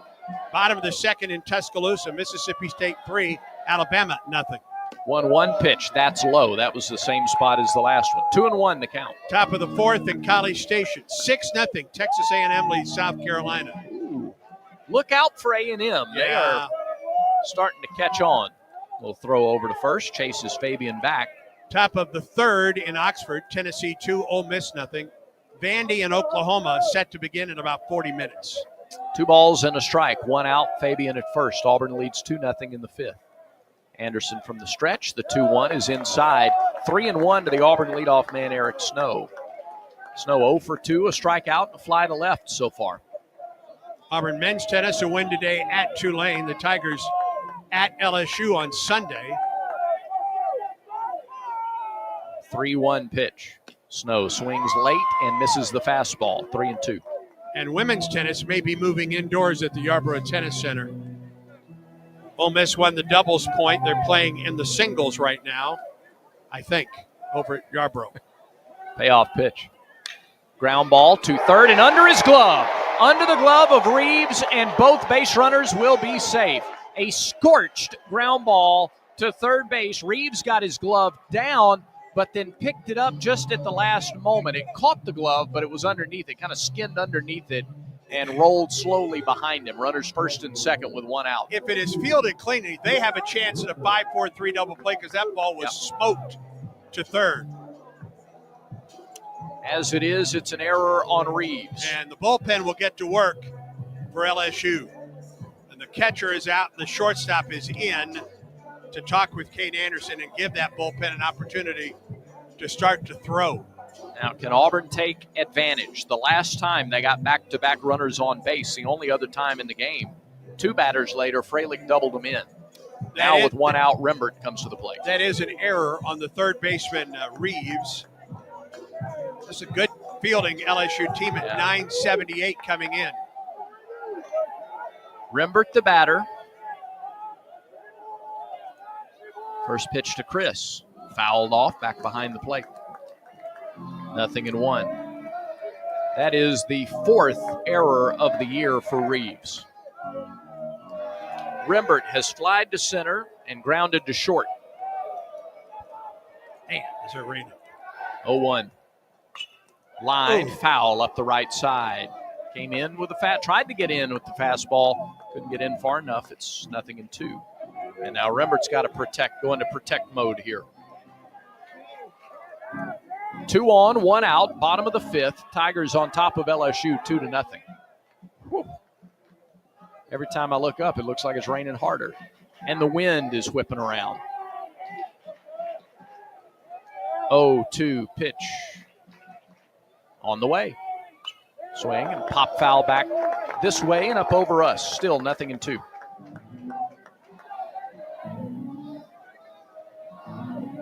Third baseman Reeves, about 6 feet off the line. Best arm in the outfield, the right fielder Pearson. He has 3 assists this season. 0-2. Swing and a fly ball, short right, tough spot. It falls in between 3 LSU players. Tigers had to hold up to make sure it would drop, and Auburn has loaded the bases with 1 out here in the 5th inning. A bloop single to right by Chris Rembert, his first hit of the game. 3 straight Auburn hitters have reached. Solid single by Fabian. on a slider that was left over the plate. Snow with a ground ball underneath the glove of the third baseman Reeves. And that just in no man's land out there behind first base. And that may be it. Well, look at the Auburn dugout, too. They are in it. Jay Johnson, the head coach, is out right now. That bullpen is underway for LSU. We have no way of knowing who's throwing out there. Yeah, they put up some extra padding on to cover up the wall out there. So unless we get a hint from our friends at Warrior Production, they're enjoying it in the Auburn's dugout, having aren't they? some fun. Yes, they are. Yeah. Well, they're going to stick with Anderson here. I'm not sure that the bullpen's been going long enough to bring somebody in. You're right. I think that was an opportunity to get them going. Well, they're going to buy some time for sure, and they've got to talk about how to pitch Ike Irish, who walked the last time up, and they are going to bring the infield in on the corners and about halfway up the middle. No, now they'll back up the middle. Yeah, they'll look for the double play with the middle infielders. First pitch to Ike. Strike called. 0-1. A strikeout looking in the first for Irish, a walk in the third. I mean, who would you want at the plate more than Irish at this spot in the game? The 0-1 pitch. Ball one outside. Okay. Ike hitting .371 with runners on, .359 with runners in scoring position, and .333 with the bases loaded. The 1-1 from Anderson. Low and inside, 2-1. And that's so the far, fastball. It's down to 89. I also like the discipline of Ike right here. Yeah. No, you know he's amped up. He's Sure. always amped up, competitive. You got to stay within himself here. 2-1 pitch. Here it is. Missed outside, 3-1. Now, let me say this. Other than that last pitch before that, he's been all around the plate in this at bat to Ike. Good discipline by Irish. McMurray on deck. 3-1 pitch to Ike. Go hunting, young man. Swing and a drive down the right field line. Is it fair? No, it's foul by just a couple of feet. Oh! He pulled it down the right field line and was just a little bit early. And the count is full. Now, what does Anderson have the confidence and the ability to come back with here? 3-2. He's at 84 pitches. It's been raining hard the entire inning. He's also 6-0 on the year. Right. With almost 2 strikeouts per inning. Right. And 1 strikeout already of Irish. 3-2 pitch to Irish. Breaking ball, fly ball, center field, chases Stanfield back. He reaches up, he can't get it. It is off the wall. 2 runs are going to score. 3 runs are home. Irish is headed for third. He's held up there. It's a stand-up 3-run triple for Ike Irish. And the Tigers lead 5-0. Second triple of the season for Irish. He drilled it to straightaway center field. At the very least, it was going to get a run home. Stanfield did all he could in center on this ball that was scalded. It was a hanging slider, and that's it for Cade Anderson. And that dugout is as lively as we have seen it all year long. And the crowd responds despite the driving rain. This place right now is in it. Auburn leads 5-0. They've chased the LSU starter from the game. We'll be back as LSU makes a pepper tree pitching change. This is Coach Bruce Pearl on the Ford F-150 Highlight Show.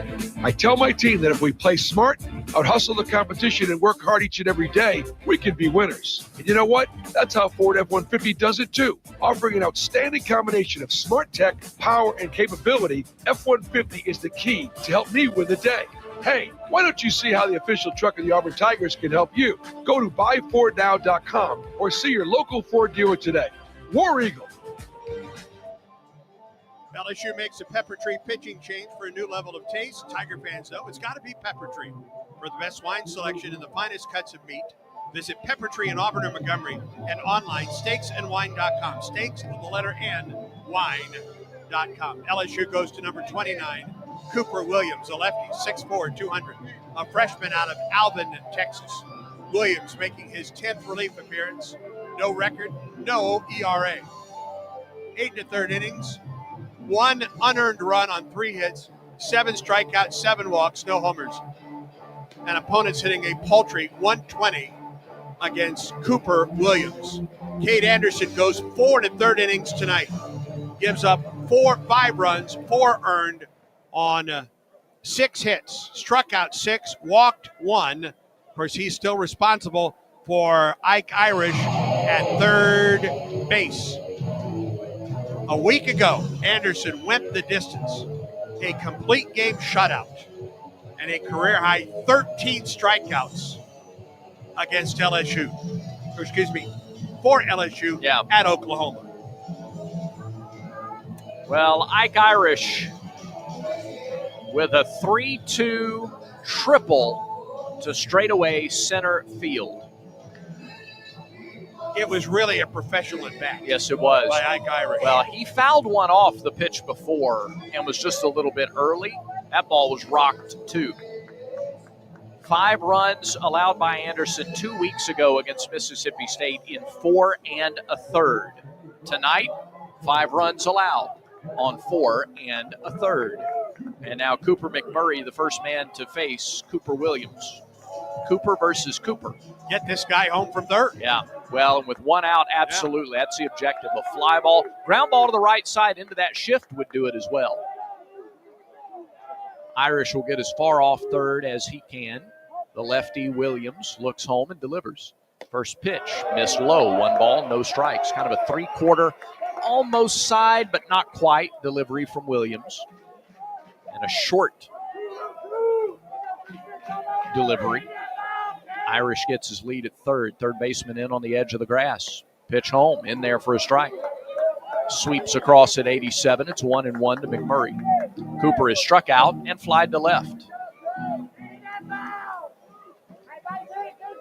5-0 Auburn. Pitch low, and it's 2-1.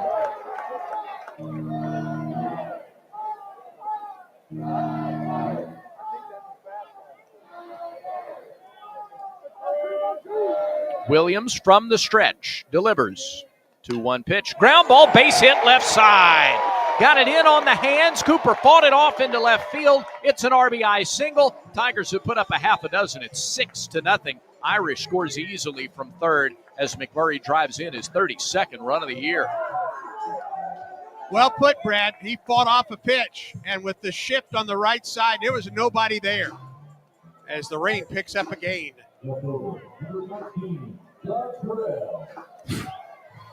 It has rained for longer than I expected.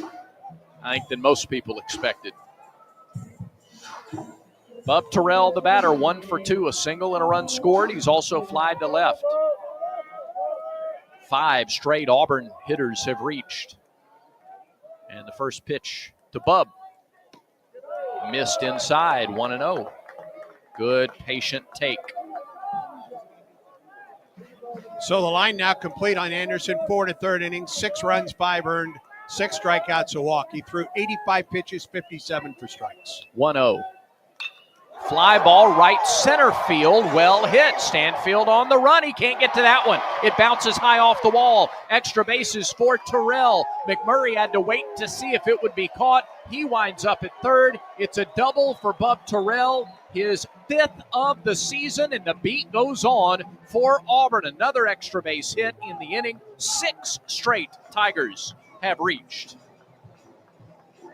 That is how you greet a reliever. That is how you ultimately wind up facing 9 or 10 pitchers in a weekend at bats like Auburn is having here in the 5th. They're at second and third, still only 1 man out, and Eric Guevara is the 8th man to bat here in the inning for Auburn. Infield comes in. Pitch. Guevara takes it high and tight. 1-0. Tell you what, with Eric's power, it's a little dangerous to bring the entire infield in. He can smoke it. But with Auburn already with a 6th spot on the board, not much else you can do here. Infield comes in, shortstop, catcher. go to talk to Williams. Guevara with a single and a run scored. He is also struck out. So the infield is in.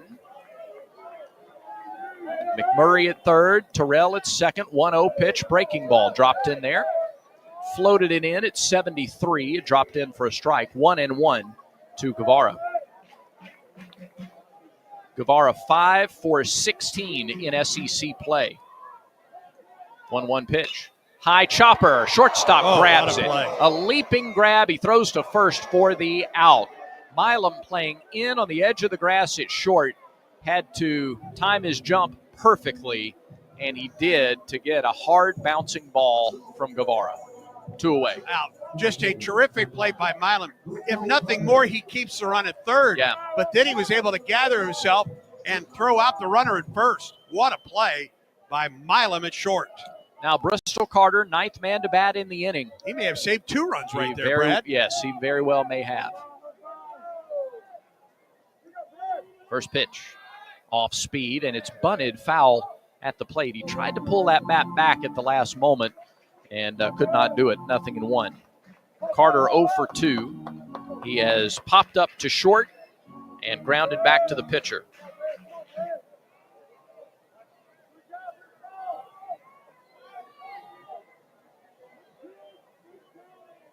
A 1 pitch.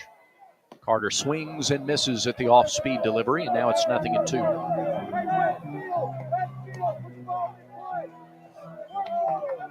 A base hit scores 2 more. Tigers have plated 4 in the inning. And the 0-2 pitch on the way. Low with a fastball. Tried to sneak it in there, and he left it low. 1-2. As he go back to that off-speed pitch.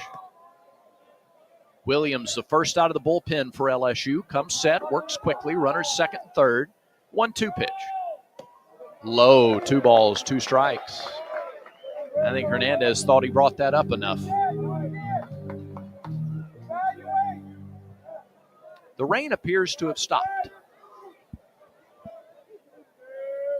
2-2 to Bristol Carter. Called strike 3. Well, he took a couple, and Williams kept raising him up a little more, and finally Nathan Huber gave it to him for the 3rd out. But Auburn bats around in the 5th. The Tigers scored 4 runs on 5 hits and 1 LSU error. Tigers strand 2. We've played 5 here at Plainsman Park with your new score, Auburn 6, LSU nothing. This is the Auburn Sports Network. Here's a clip from a recent Talking Tigers podcast with Andy Burcham. He was the SEC Player of the Year. Sonny DeShare now joins us. That 2021 year, I mean, so many close games. You know, if they win half of them, it's a different story. They're probably hosting a regional if they win half of those. And a lot of guys who were just kind of beat up and tired of what had happened. And so it was really good going into a locker room of guys who know what success is, because a bunch of them were on that 2019 Omaha team. They just know how to win. And so it was good to really get in there and work with them. I mean, like the Brody Moores and the Kason Howells and the Carson Skippers, those guys that had been there and been to Omaha and who were really mad about that 2021 year. It was good to kind of all of us get on the same page, because it didn't take long. We were all on the same page by week 2 or 3 of the fall. And from there, that's really where it grew out. A new episode of the Talking Tigers podcast is released every Monday, wherever you listen to podcasts. Like and subscribe to the Talking Tigers podcast, only from the Auburn Sports Network.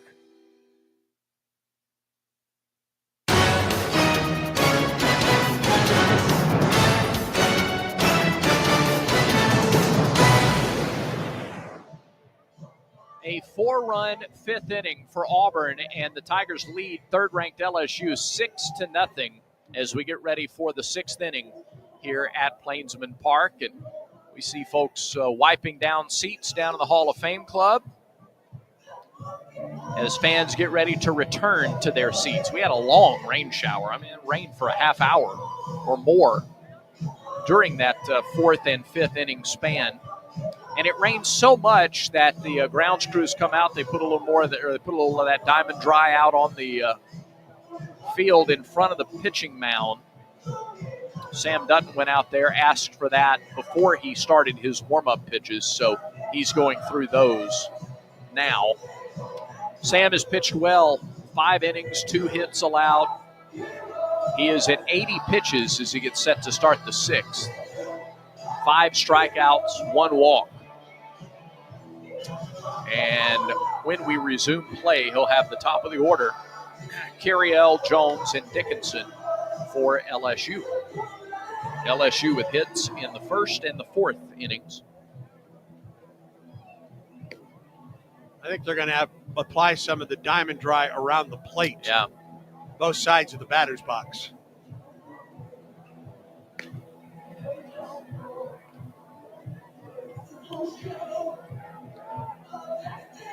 Six o'clock, first pitch tomorrow night.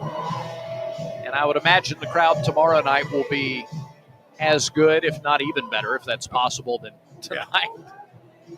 With A-Day tomorrow at 12. The pop-up shop is operational here, too, at the ballpark. And it was hopping. Yeah.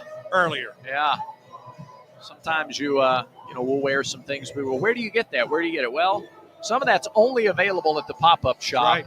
So it's really a select offering a couple of times a year, and this is one of them. So if you're going to be here for A-Day tomorrow, you want to check out the pop-up shop just beside Plainsman Park, in between A-Day and baseball. They have applied the drying surface in both of the batter's boxes and then the box behind the plate where the catcher and the umpire works. And we're about ready to return to action. Let's take a look at our radar here and see if we're finished. It looks like. I mean, there's nothing else behind what was just rolling through here. So hopefully that's the end of the rain for the weekend. I hope folks have stayed at the ballpark. Me too. Yeah, hopefully they just went for dry. They found cover, and now they're coming back out. We see that a lot. We see a lot of folks maybe headed back to their seats. Top of the order, bunt, left side, third base line, fielding, throwing. Guevara, throw it wide, throws it away, and on his way to second is Curiel. Guevara charged at third, just a perfect bunt up the third base line. Curiel could not have executed that any better. I wouldn't be surprised if it's not a single and then a throwing error, allowing the runner to go to second, and they're going to check on Curiel at second base. He's favoring the left leg a little bit. First pitch bunt. After all of the tending to the area, you just kind of try to catch the defense flat-footed, and they're going to. Curiel is between first and second.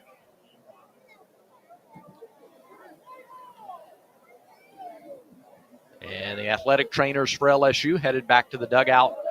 Curiel looks like will stay out there.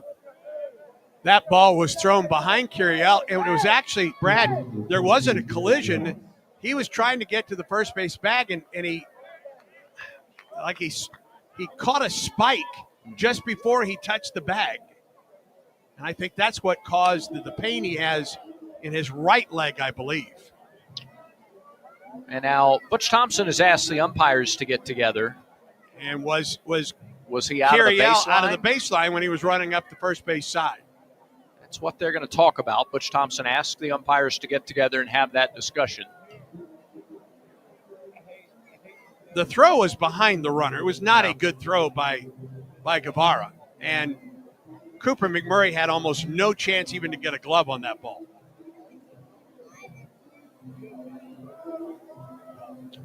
So they're talking to first base umpire Chuck Pack. What did he see?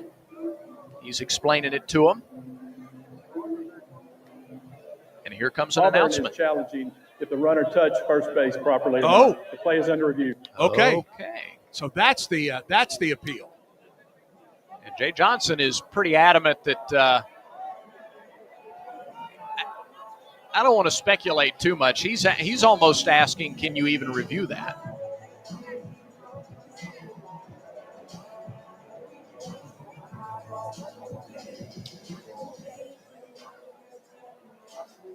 We're still waiting to see a replay review in the booth. Replay reviews are presented by Jackson Services. It's time to review your home's heating and cooling system. Choose Jackson Services. That's comfort you can count on. From quick repairs to energy-saving upgrades, Jackson Services keeps Alabama homes running smoothly year-round. Visit jacksonservicesco.com Jackson Services, an official carrier authorized dealer. Here's the review. Now watch him. As he gets close to first, he kind of tries to dodge McMurray. And you know what? I think he got the bag. He did. He got the bag with that second foot going by. The safety bag. Yeah. Got it with the left foot. Yeah, he got the back of the bag. Yep. This call will hold up, I believe. Pretty interesting that the LSU head coach is so adamantly arguing, unless he's talking about something else totally. He's pretty animated on that first baseline. If I were Auburn, I think I would have appealed that he was he was in the baseline. He was definitely in the baseline before he veered to the bag. Yeah, he was cutting to the left for sure. It's a long conversation. Well, and the review continues independent of the conversation between the home plate umpire and the other umpire with Jay Johnson. In the meantime, Samuel Dutton is staying loose, staying warm. He's thrown 81 pitches. A bunt single by Curiel down the third baseline, an errant throw by Guevara. I mean, there's no question Curiel is in the baseline. Right. I mean, no question about that. But he does, if they are just reviewing whether he touched the bag, he did touch the bag, but he was inside the baseline. But I think the challenge from Auburn, if what the umpire said is correct, was that Auburn challenged whether he stepped on the bag, not whether he was in the baseline or not. Well, he was certainly in the baseline, and Guevara came down the third base line to make the throw to first. It's a pretty long conversation. Sure is. And I don't know if they can consider whether he was in the baseline or not. They're going to talk to both head coaches now independently. And we'll be able to judge by the reaction maybe of these two men what this ruling is going to be. It was a quick conversation with Jay Johnson, and he's not upset. So my guess is this is going to stay Curiel at second. I agree. But we'll see. If the appeal or the review was nothing but if he touched first base, he did. But he was definitely in the baseline. No question about that. And Guevara was trying to throw around him, as it turns out. And Butch Thompson is getting more and more animated. And I'm wondering if Butch is saying, listen, I didn't appeal whether he touched first base. I appealed whether he was in the baseline. I don't know. Yeah, the head coach is definitely a little more lively than the LSU coach during this conversation with the umpires. Which would lead you to believe that the runner is going to be at second base with nobody out. And they're letting him say his piece. Here comes the official call. There is no review. We will play on. There is no review. So they can't review it. What did we do then for the last 7 minutes? What was that then? I guarantee. Well, now here's my question: can Butch Thompson now ask for a review whether the runner was in the baseline or not? I'm not sure if that is reviewable, but the head coach right now is absolutely heated. I mean, he's finger pointing. He's as animated as we will see him in a game, to the point that Chuck Pack is coming over to try to get in the middle of this discussion. And I guarantee you now, Andy, that Jay Johnson coming out of the LSU dugout, that was his protest. He was red hot protesting that call could not be reviewed. Head coach is going to get his money's worth here. Butch Thompson he's coming back to the home plate umpire. And Chuck Pack is getting in between the two of them. Here's the thing. If there is a runner in the baseline, that's the home plate umpire's call. Yeah. Because he's up, he has the line in front of him. Right. And I don't know. I'm not sure. I'd just be speculating. Well, after all of that. Well, the fact that there was no review intrigues me more than anything else right now. Right. We should know whether that's reviewable or not on the field. I don't see that on the list of things that can be reviewed. But I'm saying, even with that shouldn't even be a – right. They should know that. Here is Jared Jones, and the first pitch to him is called low for ball one. And looking at the replay, there's no question he was in the baseline. None whatsoever. Right. So a runner at second and nobody out, and Jared Jones, the batter. Auburn leads 6-0. We're in the top of the sixth. Here is the 1-0 pitch to Jones. It's a breaking ball, waved at and missed. Home run cut. Well, the fact that there's no review means that Auburn doesn't lose a challenge. Right. Right? Yep. That's correct. 1 ball, 1 strike. Pitch to the first baseman, Jones from Dutton. Fastball. Ooh, low, ball 2. That's not going to win anymore, friends. He is hearing it from the Auburn dugout right now, the home plate umpire. It's been a strike at times, not all the time, but at times. 2-1 the count. Dutton about to throw his 85th pitch. Here it is. Breaking ball outside. It's 3-1. Auburn leads 6-0, and Chase Freilich goes to talk to Dutton. Auburn's bullpen is populated. There is some activity in there, as you would imagine, once a pitcher gets into the upper 80s pitch count. Cam Tilley, Tiger sophomore right-hander. Infield is in at the mound to talk it over with Dutton and encourage their senior right-handed starter.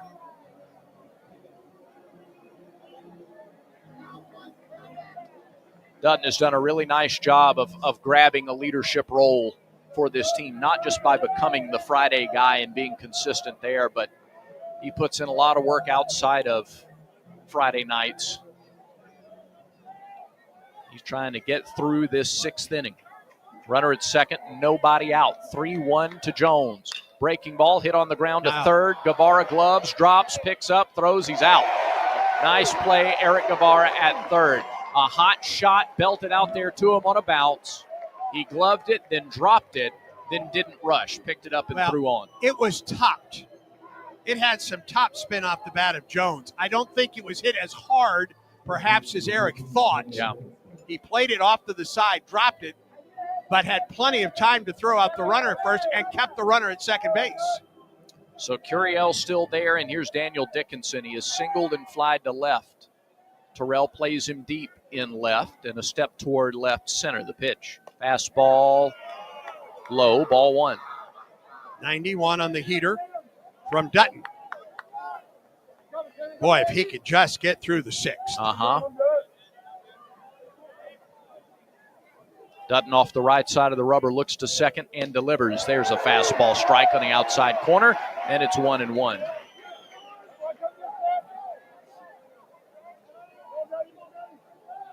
No runs on 3 hits for LSU. 6 runs, 7 hits for Auburn. 1-1 pitch. Breaking ball waved at and missed.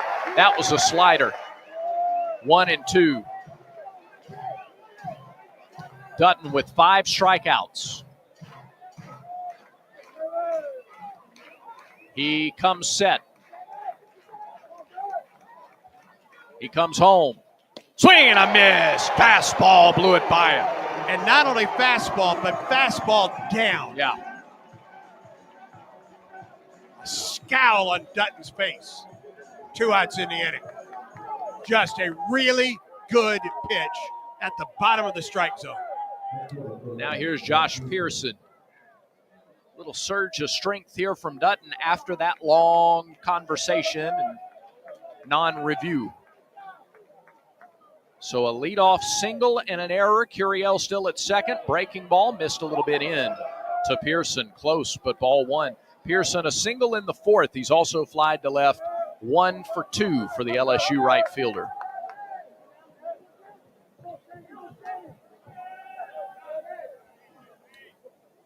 Dutton ready. Lifts, plants, fires. Breaking ball again. Missed down and in. 2-0.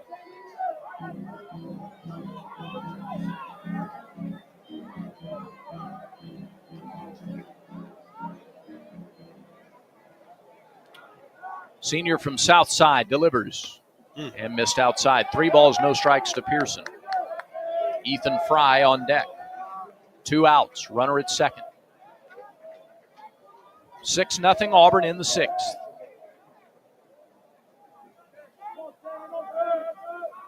Stretch by Dutton, see what he comes up with. 3-0. It's a breaking ball in for a strike. 3-1. Pearson was bailing out, ready to head to first. I'd throw it again, Brad. I would walk too. him, you got first base open anyway. Yeah. He's shown mostly the slider in this at bat. Dutton comes set again and delivers. Breaking ball. Oh! Called ball 4 a little bit high. That has been a strike at times tonight. And Dutton's frustrated with the home plate umpire right now. Sam's got to regather right now. We'll take a look here in the booth. Probably is high, but it's been a strike tonight. It has. And here's Everett Tiefert, the second-year Auburn pitching coach. This is a smart trip to the mound. Yeah. Just for what you just mentioned. Refocus, get that composure, and finish strong. You got a 6-0 lead, a chance to get through the 6th. You got Cam Tilley working in the bullpen. He could very well take you home. Have they resumed play over at softball yet? I believe they have. They're now in the top of the 6th with Auburn holding on to an 8-7 lead. They're in the top of the 6th. Top of the 6th. They started an hour before us. That's what I guess that's what a rain delay will do for you, won't it? Everett Tiefert with a quick word for the home plate umpire, too, on his way back to the dugout. Can't say he's blaming. That could have been 80% to refocus Sam and 20% to draw the umpire out, too. All right, here's Ethan Fry, right-handed hitting DH. Be careful with this guy. Fry, half a dozen homers, 23 RBIs. First pitch to him, fastball, strike under the knees, 0-1. Well, it was a strike in the bottom of the 5th, so it's only right it's a strike here. For 0-1. Fastball low, skipped up there, 1-1. Fraley backhanded it. Yeah. Fielded it cleanly. Fry has struck out and flied out to left. Been a busy night for Terrell in left field. 1-1 offering. Breaking ball. Out. A little bit outside. 2-1. Dutton pretty frustrated he didn't get that. You know what? Fralick oversold it. He did. He brought it way too far over. If he just holds it, they might get that call. Dutton wanted it. It's a good pitch. Yeah. Here's the 2-1 to Fry. Curve, strike. 2-2. Buddy, if he gets a strikeout here, watch out. Here comes the crowd. 2 balls, 2 strikes, 2 outs, 2 on. Here's the pitch. Fastball, he just did get a piece of it. And that got a piece of Fralick. Sure did. Come on, Fralick.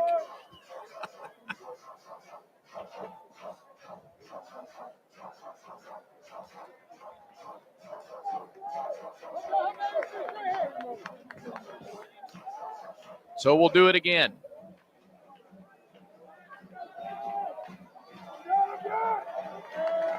Runners at first and second with 2 outs in the 6th. Dutton ready to go to work again.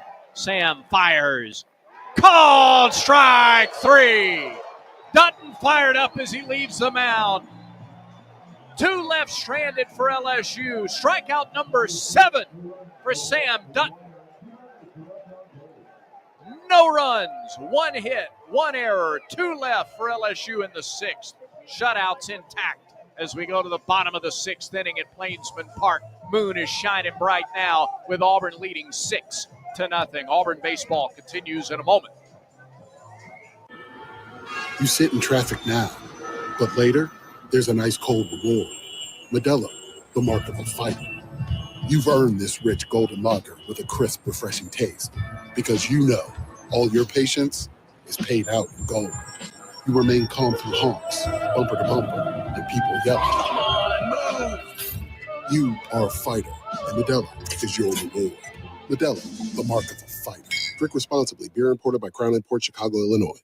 The passion, the tradition, the rivalries. Sirius XM is your destination for all things college sports, and we've got you covered. On SEC Radio, there is complete coverage of every school in the conference, including live games, plus 24/7 talk and analysis. So cheer along on the Sirius XM app and listen to your favorite team anywhere. And now you can get 3 months of Sirius XM free. Subscribe now. See offer details at SiriusXM.com/SEC Sports. Back to the ballpark for more Auburn baseball.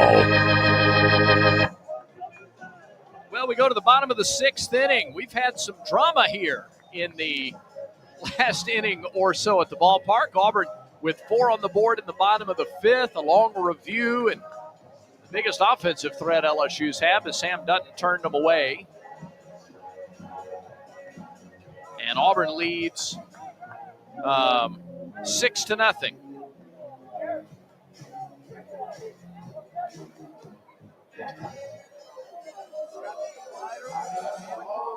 And the Tigers will have Freilich, Fabian, and Snow due up in the 6th. Same 3 that got things started in the 5th.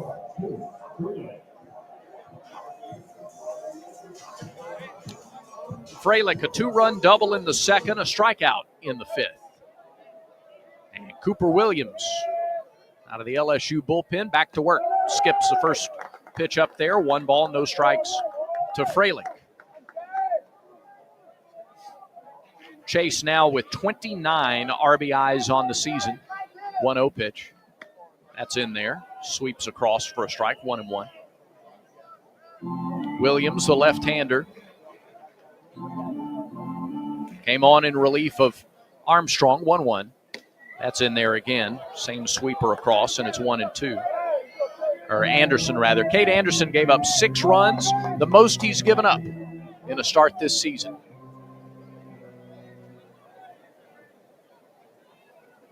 Now the 1-2 pitch to the left-handed hitting Freilich. Swing and a ground ball foul past first. Took something off of that, and Chase was able to stay back enough to foul it off. There is activity in the bullpen for LSU. I can see a ball being tossed. And that's about all. That's all I can tell you, friends. All right. 1-2 pitch to Freilich. Ball low, 2-2. Conecuh Sausage is the official sausage and hot dog of the Auburn Tigers. Conecuh's a game day favorite, always great on the grill. Pick up a pack at your local grocery store tomorrow. 2-2 pitch. Low, 3 balls, 2 strikes. There's still time tonight. That's a good point. Yeah, grocery stores are still open tonight. Then you can make it for breakfast tomorrow, like I'll probably do. Nice. I'm coming over. What time? Payoff pitch. Low, ball 4. Freilich draws a leadoff walk in the 6th. Boy, you talk about an opportunity now to put the hammer down on the number 3 team in the country, number 9 team in the country. Trying to string some at-bats together here to start the 6th. And now that'll do it for Cooper Williams. Jay Johnson is out, and he will make another Pepper Tree pitching change. Looks like a right-hander coming out of the bullpen for LSU. Tigers lead LSU 6-0 in the 6th. And Bayou Bengals make another Pepper Tree pitching change. It's a great day to get vaccinated. Many children and adults that delayed vaccination during the pandemic are still behind schedule. It is crucial that we take the steps to get everyone back on track with their routine immunization. Children and teens can still catch up on their vaccinations even if they start late. Make sure you and your family are up to date on all recommended vaccines, including respiratory virus vaccine. Let's all do our part to get back on track. Don't wait. Vaccinate. For more information, visit alabamapublichealth.gov/IMM. LSU goes to right-hander number 48, Maverick Rizzi. 6'9", 253. Freshman from Fiskdale, Massachusetts, and Worcester Academy. Rizzi, no record in ERA of 4.50, making his 12th relief appearance. 12 innings, 6 runs, all earned on 8 hits. 10 strikeouts, 8 walks, no homers, and opponents hitting 195 against Rizzi. In the SEC, this will be his 4th relief appearance, a 4.91 ERA. 3 2/3 innings, 2 runs on 2 hits, 2 strikeouts, 2 walks, no homers, and the league hitting just 182 against Maverick Rizzi. Cooper Williams went 2/3 of an inning, no runs, 2 hits, 1 walk, and a strikeout. He is responsible for Chase Fralick at first base for the Tigers, with Auburn leading 6-0 in the bottom half of the 6th. A leadoff walk for Fralick, and Maverick Rizzi is on for LSU. Fastball up to 97 miles an hour, a slider in the mid-80s, a changeup every now and then, a changeup at 89. Lefties hitting 143 against him, right-handers 206. Rizzi is the nephew of Alex Cobb, who pitched for the Detroit Tigers, Rays, Orioles, Angels, Giants, and Guardians. 13 years in Major League Baseball. Rizzi was the number one player in the state of Massachusetts. Perfect Game had him one of the top 40 freshmen in the country. Rizzi will go to work against Derek Fabian, who's 1 for 2 with a single and a run scored. Runner at first is Fralick, nobody out, bottom of the 6th, the pitch. Fastball down the middle for a strike at 95. Well, that's an easy 95, isn't it? Sure is. That's on the low end of his fastball zone there. 6'9", plenty of leverage. Works off the right side of the rubber. 0-1. Fastball low. 1-1. Kind of a high 3/4 slot from 6'9", too. It's a different look for the hitter for sure. They saw back-to-back lefties to start, and now Rizzi. 1-1 pitch. Outside, 2-1. He slipped. That front foot slipped for him.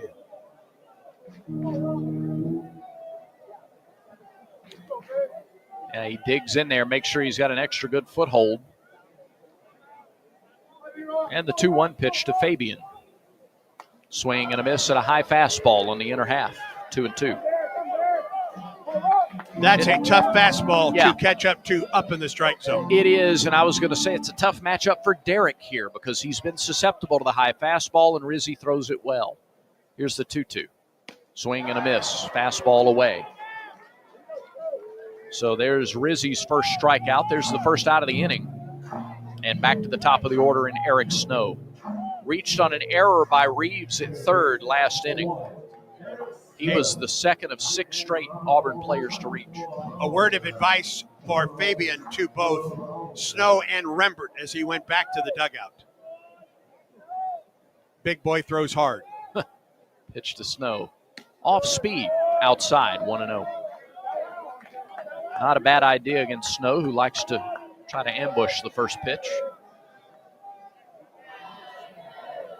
Got a near full. If it's not full, it's near full moon tonight. 1-0. Breaking ball. Whew. Called a strike. Let her high. 1-1 the count. Snow 0-for-3. Reached on an error, struck out, flied to left. He has scored a run. 1-1 pitch. Fastball, top, left side. Tough play. Reeves charges, gloves, throws it away, throws it wild. Fralick winds up at third. Snow slipped after he crossed the bag at first, and so no opportunity for Eric to make it to second. Just basically a swinging bunt to the left side of the infield. Got it off the end of the bat and topped it. And Reeves, it looked really similar to Guevara's play on that bunt last inning by Kiriel. That should be a single for Snow, and then a throwing error by Reeves that allows Fralick to go to third on the play. They've got the error on the board, and they do. They give a single to Snow. He has to stay at first, but they're at the corners now with 1 out. And here's Chris Rembert. Chance for Auburn to add to a 6-0 lead here in the bottom of the 6th inning. Here's the pitch. Swing and a miss. Let's pause 10 seconds. Station identification on the Auburn Sports Network.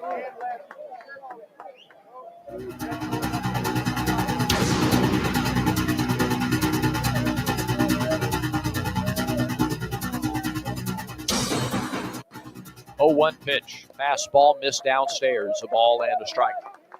Rembert has singled and scored. He's flied out and grounded out as well. 1 for 3. That's right in line with his SEC average. .333 in conference play. Rizzi's 1-1 offering. Fastball swung on and missed. That's got a little inside run on it to the right-handed hitters. Now Rembert behind, a ball and 2 strikes.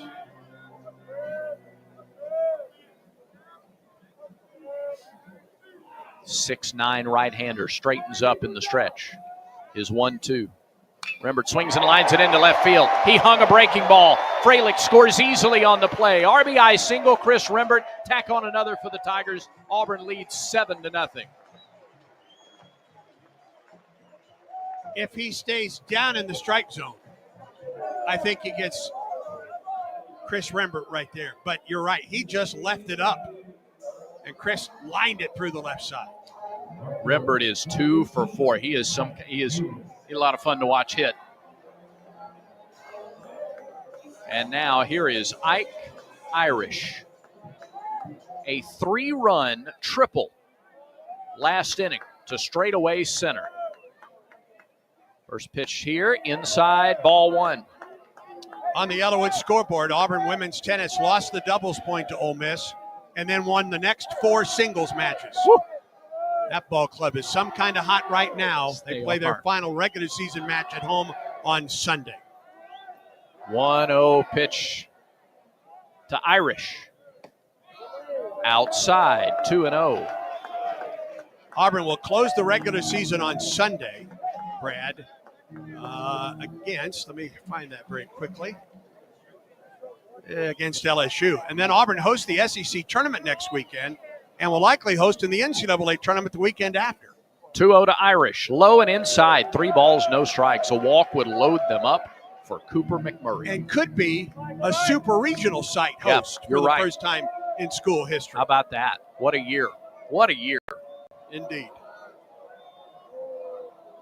Snow at second. Rembert at first. 3 balls, no strikes. Ike Irish. Rizzi looks to second. Fires home. Swing and a fly up the left side foul. They turned him loose, 3-0. He fouled it into the Tiger Terrace. There's a couple guys in this order that you don't mind turning loose in this situation, and that young man is one of them right there. They play him deep in the outfield. A lot of room down the right field line. Here's the 3-1. Ground ball, gloved by the pitcher. Back up the middle. They go to second for 1 and on to first for the double play. Well, Irish hit it hard, and he did what you want to do. You want to hit it right back up the middle. Rizzi just got the glove down there and fielded it. It's a 1-6-3 double play, and that puts a lid on the inning for Auburn. But the Tigers add 1 more. They cash in the leadoff walk. A run on 2 hits, 1 error in the inning, and 1 left on base. All right, through 6. Your new score, Auburn 7, LSU nothing. This is the Auburn Sports Network. Hey guys, it's Auburn baseball season again, and if you want to hit your next big event out of the park, then get Baumhauer's Victory Grill in Auburn to help with all of your catering needs. From team parties to tailgating or any big event you may have, Baumhauer's always hits a home run by making sure all of your logistics are covered, and you can just sit back, relax, and enjoy the big game. And if you need a place to host your party, come try Baumhauer's new covered patio. Give us a call to book your big event today. Baumhauer's Victory Grill, 2353 Bent Creek Road in Auburn. War Eagle. Don't stop planning for your future. Don't stop investing in your kids' education. Don't stop dreaming of that new home. And don't stop growing your business.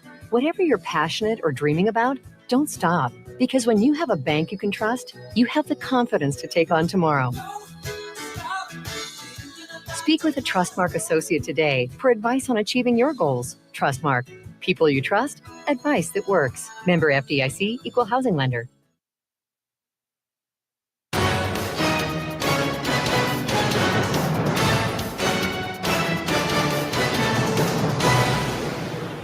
To the 7th inning, Auburn 7, LSU nothing, and the Tigers make an Alabama power call to the bullpen for Cam Tilley, sophomore right-hander from Newburgh, Indiana, 6'2", 207. Tilley is 2-1 in 9 appearances, a 3.57 earned run average, 22 2/3 innings, 12 hits, 10 runs, 9 earned. He's walked 10, struck out 31. 5 hit batters, 4 wild pitches. Teams hitting just 156 against Cam Tilley. Sam Dutton, 6 innings, 3 hits, no runs, 2 walks, and 7 strikeouts. He threw 101 pitches, 63 for strikes. Sam Dutton, another excellent outing at home. Over his last 2 home starts, 13 innings, 5 hits, no runs. He's given up 2 earned runs in 20 innings at home in SEC play this year. Let's turn it back over to the voice of the Tigers, Andy Burcham, to take you home. Stephen Milam will be the first one to face Cam Tilley, who winds and fires, and Milam watches it sail outside for ball 1. This is Tilley's second ever outing against LSU. Last year, on March 27th, he went 3 innings, no runs on 2 hits. He struck out 7 and walked 2, the 1-0. Ball 2 high. Milam, Hernandez, and Reeves, the scheduled 3 for LSU in the top of the 7th. Auburn leads it by a score of 7-0. Wind to the 2-0. Strike call on the outside corner.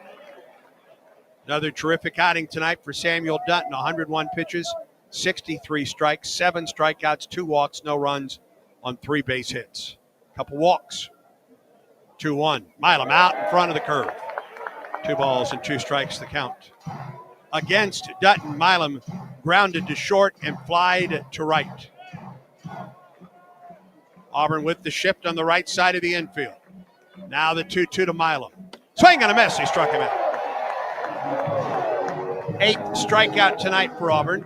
First of the night for Tilley. The K-Counter presented by Kia of Auburn, where you're always number 1. Came back from 2-0 down to get the strikeout. Here's Luis Hernandez. LSU catcher is 0 for 2 with a fly to center and a ground out to short. Wind from Tilley in the pitch. Hernandez takes it off the inside corner. It missed by much. A ball and no strikes. 7 runs, 10 hits, 1 error, 5 men left on for Auburn. No runs, 3 hits, 2 errors, 5 left on for LSU. There's a strike on the inside corner to Hernandez. A ball and a strike.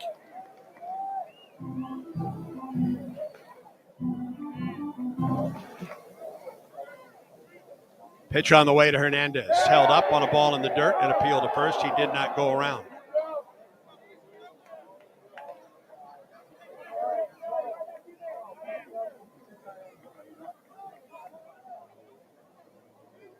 Two balls and a strike to Hernandez. The wind and delivery. Fastball up and in, 3-1. John Pearson has grabbed a bat in the on-deck circle. Tanner Reeves, 0 for 2 on the night with a couple of errors as well in the field. Now the 3-1 to Hernandez. And it hit him. Would have been ball 4 anyway.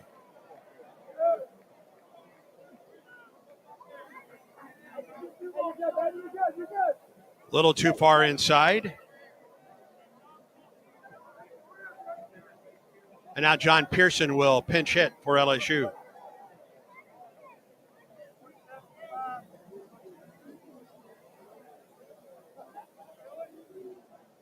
Excuse me, it's Josh Pearson.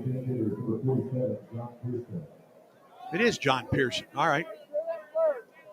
Batting .364, a homer and 6 runs batted in. 6 foot, 248, freshman out of West Monroe, Louisiana, the pitch. Sweeper on the outside corner for a strike.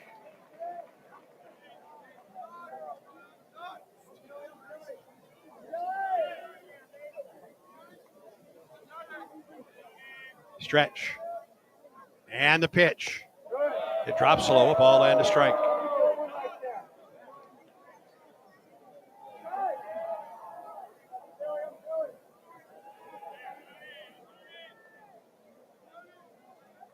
His brother Josh in the lineup tonight.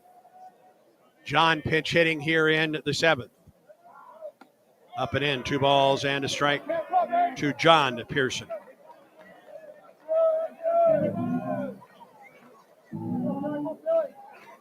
A one-out hit by pitch to Hernandez on a 3-1 delivery.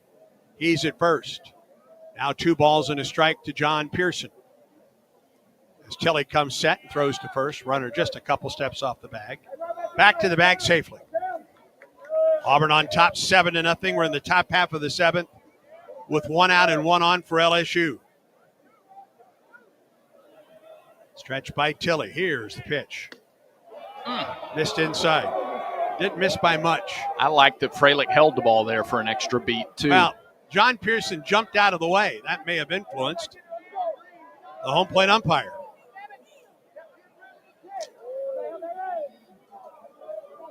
He's gone 3-1 now in consecutive batters, has Tilley. I'd hate to see it again. Here it is, the pitch. He missed it low. And for the first time tonight, LSU has back-to-back runners on base. Hit by pitch to Hernandez and a walk to John Pearson. And now here's Chris Stanfield with the infield on the mound for Auburn. First time with back-to-back base runners. It's only the second time tonight they've had multiple base runners in an inning. And Everett Tiefert is out of the Auburn dugout to join the infield on the mound. Tilley, on the last 2 right-handed hitters, Hernandez and Pearson, has tried to work the inside corner. Update on the Yellowwood scoreboard. Softball has gone back in front of Georgia. It's 9-8, and they go to the top of the 7th inning. Rose Roach with 2 home runs for the Tigers tonight to open that series. 3 more outs at Jane B. Moore Field. And that's a team that could use a little momentum now back into the season. They won 2 of 3 at Kentucky last week. Now after the meeting on the mound, Jay Johnson calls Chris Stanfield over to talk some strategy. Let's give you some scores across the SEC. Arkansas on top of Georgia, 12-3 in the top of the 9th. Bottom of the 7th in Lexington, Texas 4, Kentucky 2. Where is Arkansas, Georgia being played? Athens. Wow. Top of the 5th, Mississippi State 9, Alabama 3 in Tuscaloosa. A&M leads at home against Carolina 16-0 in the bottom of the 6th. All right, here's Chris Stanfield with runners at first and second. The pitch. Up and in. And they're underway in Norman. Vanderbilt trailing Oklahoma 4-1. Top half of the 4th. Tennessee 3, Ole Miss 2. Top of the 6th in Oxford. 1-0. Missed the outside corner. 2-0. Tilley last time out against Alabama, game 1 of the doubleheader last Saturday, 3 2/3 innings. 3 hits, 2 runs, no walks, 2 strikeouts. He has fallen behind every hitter this inning. There's a strike, 2-1. Came back to strike out Milam. Hit Hernandez on a 3-1 pitch. Walked Pearson on a 3-1 pitch. Now it's 2-1 to Stanfield. Cam off the stretch. Runners at first and second, 1 out. The pitch to Stanfield. Just inside, it's 3-1. He keeps missing in to these right-handed hitters. And very close. He's just not getting a one of these calls. The top of the order waits on deck.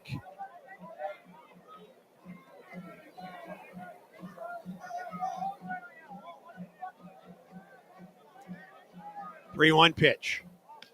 Strike call on the outside corner. Chris had taken a step to first base. Yeah, a lot of the LSU hitters do that. I don't know if they teach that or just don't dissuade it. Full count now to Stanfield with Hernandez at second and Pearson at first. Tilley stretches. Here's the pitch. And he lost it. Missed upstairs. A hit batter and 2 walks, and the bases are loaded for LSU. To the bottom third of the order, too. Without the benefit of a hit, the bottom third has gotten on base. And now here's Derek Curiel. You're playing with a little bit of fire when you do that. LSU averages between 7 and 8 runs a game in conference play. And Everett Tiefert is out, and that'll be it for Cam Tilley. 4 batters. After he went 3 2/3 innings last week, you kind of had the thought that he might could get you to the finish line or at least 2 innings in tonight's game. And Unfortunately, just not the night for it for Cam Tilley. Auburn makes a Conecuh sausage call to the bullpen for left-hander Carson Myers.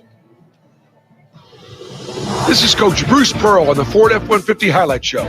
I tell my team that if we play smart, out-hustle the competition, and work hard each and every day, we can be winners. And you know what? That's how Ford F-150 does it too. Offering an outstanding combination of smart tech, power, and capability, F-150 is the key to help me win the day. Hey, why don't you see how the official truck of the Auburn Tigers can help you? Go to buyfordnow.com or see your local Ford dealer today. War Eagle. Carson Myers, 6'3", 213, senior lefty, Bowling Green, Kentucky, transfer from UAB. Myers is 0-1 in 11 appearances, 10 relief outings. He has 3 saves. That's tied with Ryan Hetzler for the team lead. 2 of those have been 3-inning power saves. 0-1 with a 3.24 earned run average, 25 innings pitched, 22 hits allowed. 10 runs, 9 earned. He has only walked 4. He has struck out 30. He's given up 5 doubles, 2 homers, 3 wild pitches. And teams are batting .237 against Carson Myers. Cam Tilley, just a third of an inning. A hit batter, 2 walks, 1 strikeout. Struck out the first man he faced, then hit the number 7 hitter, walked the number 8 hitter, and walked the number 9 hitter. So LSU with the bases loaded and 1 out. And the top of the order, Derek Curiel against Carson Myers. Carson pitched against LSU in Baton Rouge last year on that Sunday that Auburn won 7-5. He went 4 innings, gave up 4 runs on 5 hits through 72 pitches. Against Alabama last weekend in that game 2 loss, 2 1/3 innings, gave up 2 runs on 3 hits, gave up the home run in the top half of the 9th. At Georgia, fantastic. 4 2/3 innings, no runs, 2 hits, and 10 strikeouts in relief. He was a machine. It was something to watch him in Athens a few weeks ago. Tilley, by the way, just to kind of give you this is a perfect snapshot. 21 pitches, only 7 strikes. They're looking for 2/3 strikes, and they only got 1/3 strikes from Tilley tonight. Very rare that happens. I would expect to see him come out pitch well next time we see him. But he leaves the bases loaded, 1 out in the top of the 7th, and the top of the order to the plate for LSU. Derek Curiel is 1 for 3, a bunt single. He's popped to deep left and struck out swinging. That was all against the starter, Samuel Dutton. 7-0 Auburn on top, but LSU threatening to cut into that lead here in the top of the 7th with the bases loaded. Stretch, the pitch. Outside, ball 1.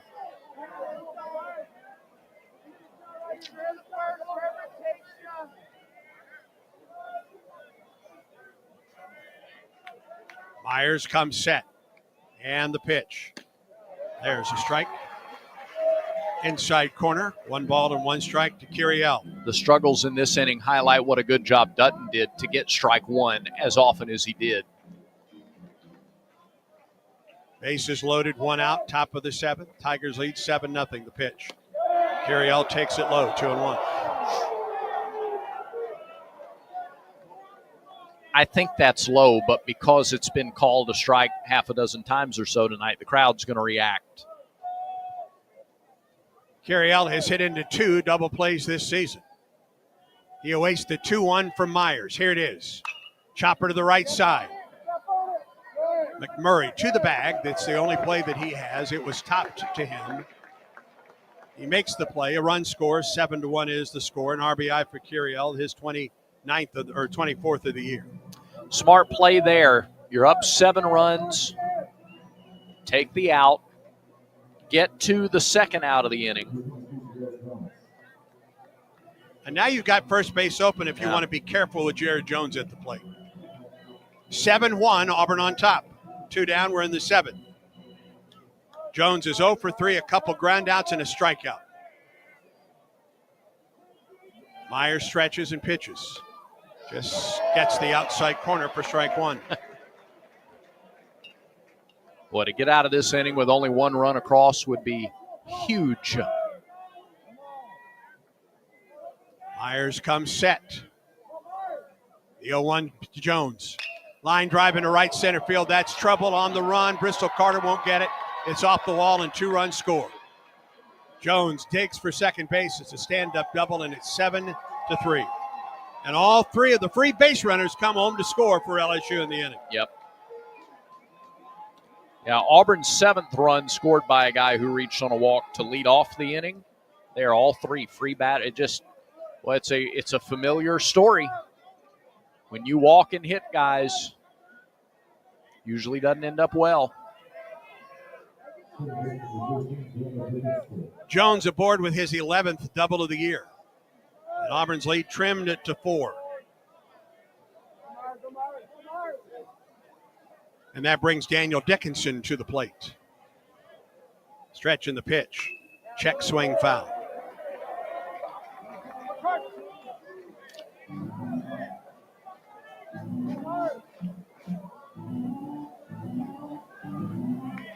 Still got a 4-run lead and at least 2 more times to hit. Strike 2. Dropped it on the outside corner at the knees. Jones at second with 2 down.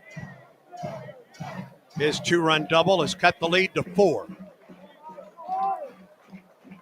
0-2 to Dickinson. Myers off the stretch. Here's the pitch. Popped up foul back here. I think Jay Johnson spends as much time out of the dugout as he spends in the dugout. No balls and 2 strikes to Dickinson. Jones leads from second, 2 down in the top of the 7th. Stretch of the pitch. He went around, strike 3, inning over. Home plate umpire didn't even check with the first base umpire. And that is what Jay Johnson would like to talk about. 3 runs in the inning. A hit. No errors and a man left. We go to the bottom of the 7th inning stretch time at Plainsman. Auburn 7, LSU 3. Auburn baseball continues in a moment. Let's go, let's go, let's go. Let's huddle up and make things happen with the only cards for the Plains. The Auburn University Regions Visa Debit Card and prepaid Regions Now card. They're a win for your wallet and a big war eagle, whether you're purchasing stuff for game day or every day. Want to go all in on confidently showing your Tiger pride? Order your card now at regions.com/go Tigers. Regions, official bank of the SEC. Member FDIC. Terms, conditions, and fees apply. I like what I like, and I do what I want. If what you like is getting the highest payouts, getting the most free play, and finding more of your favorite games all on a spacious upscale gaming floor, then Wind Creek Atmore is your kind of fabulous. No matter what fabulous means to you, you'll find it here. Wind Creek Atmore. Gambling problem? Call 1-800-GAMBLER.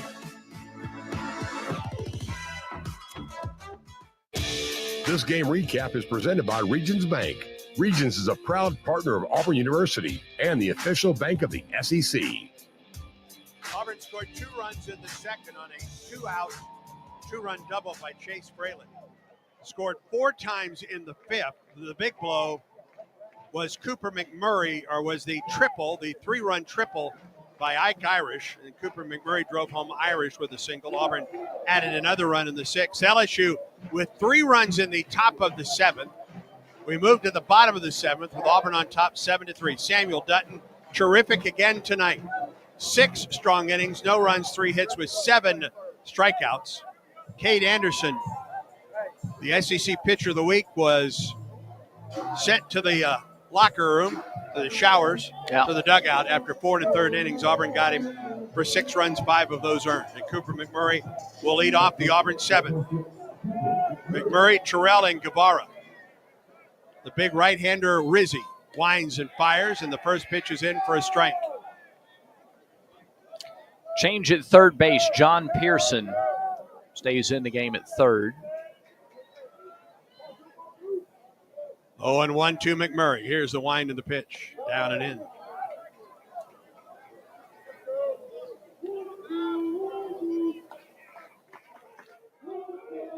Cooper, really nice job going the other way with an RBI single his last time up. 1-1 pitch. Missed outside. 2 balls and a strike. He tried to do that in his at-bat in the third inning, too, to go to left field. He did go to left field, just got under, popped it up. 2-1 pitch. McMurray chops it to the shortstop. Playing in the shift, he throws to first for the out. Cooper rolled over on one that time. And Milam, who was playing in the shift on the right side of the infield, was able to throw him out. Here's Bub Terrell. Good night for Bub in his first ever action against LSU, the number 3 team in the country. 2-4-3. Singled and scored in the second, and doubled in the fifth. Pitch to him, high and outside, ball 1.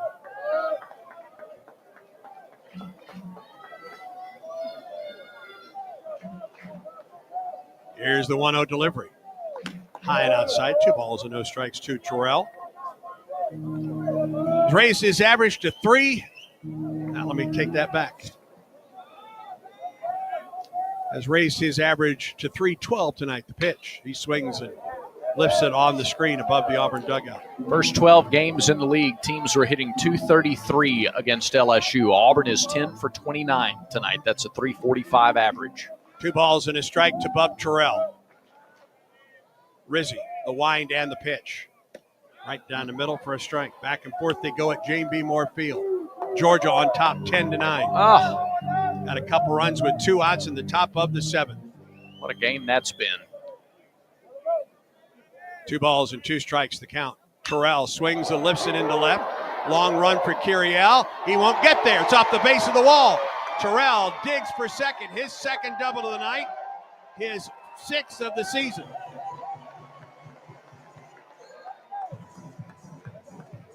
When it left the bat, I just didn't think it had enough on it, but It just kept carrying. It kept carrying and slicing away from the left fielder.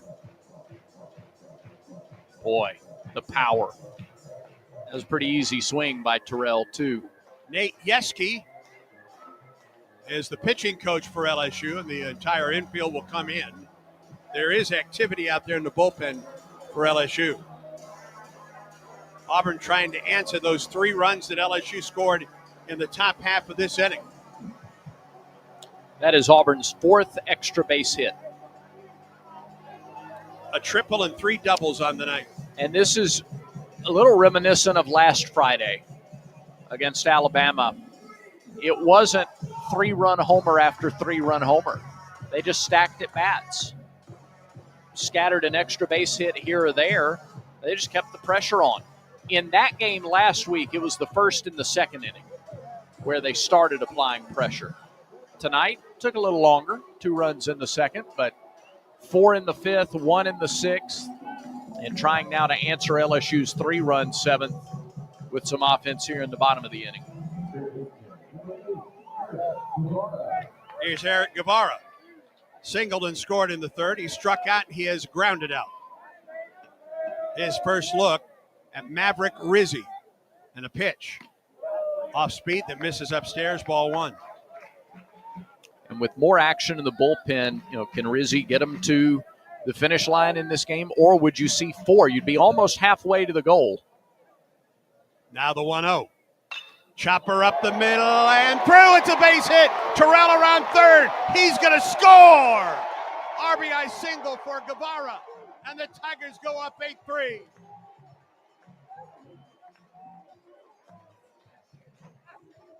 Bouncing ball up the middle. A 3-hit night for Terrell. A 2-hit night for Eric Guevara.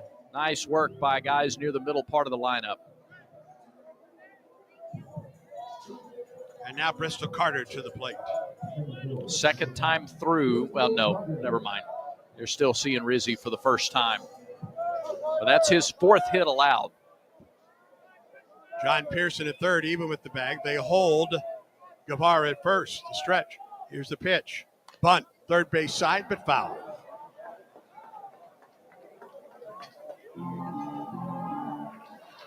Just trying to get a guy in scoring position, even with 2 outs, for Freilich up next. They move to the bottom of the 7th at Jane B. Moore Field.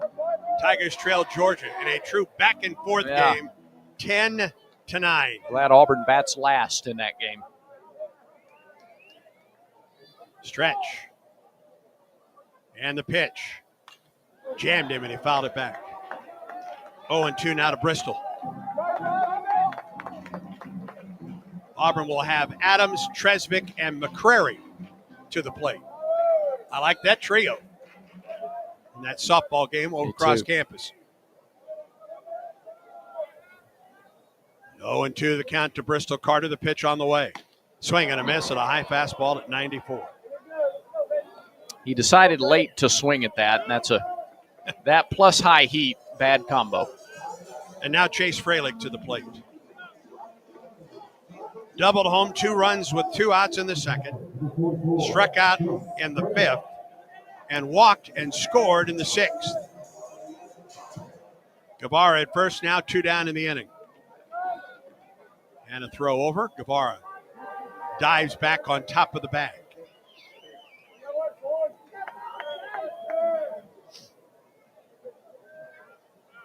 It's just the second time since league play began that LSU has given up 8 runs in a game. Pitch on the way. His swing on a foul off the left side out of play. Good swing by Freilich.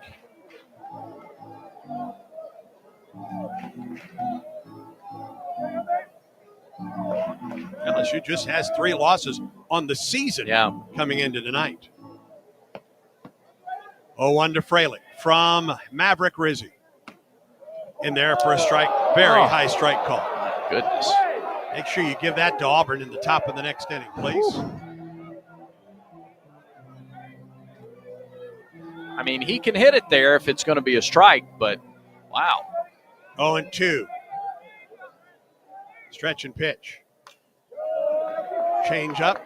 Fouled back to the screen by Freilich. Yeah, LSU's 2 losses are their 6th game of the year. They lost to Omaha 5-4. And they lost 2 games at Texas early on in conference play. And that's where Auburn goes next weekend. Right. 0-2 to Freilich. Stretch by Rizzi in the pitch. Fastball high. I don't blame him for coming back to a high fastball there. A ball and 2 strikes. He's up to 35 pitches now. Guevara gets his lead at first. 2 down in the inning. 1-2 pitch. Miss low. 2-2 to Freilich. Does he risk throwing a breaking ball here? Freilich has been on top of those breaking balls this year. It's been especially ones that are low. Now the 2-2. Tried a fastball down in the zone, and Freilich did a nice job to spoil the pitch. Fouled it out play. It's been mostly fastballs here. Chase with 3 homers, 29 runs batted in for the Auburn freshman catcher. Left-handed hitter against the right-hander Maverick Rizzi. Here is the 2-2 pitch on the way. Little looper left side, that's down for a base hit. He fought off an off-speed pitch. Guevara holds up at second base. Tigers have runners at first and second. And here comes Derek Fabian. A 2-hit night for Chase Freilich. A drop shot into left field.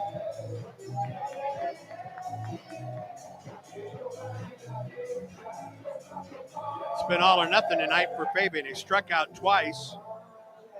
He's also singled and scored.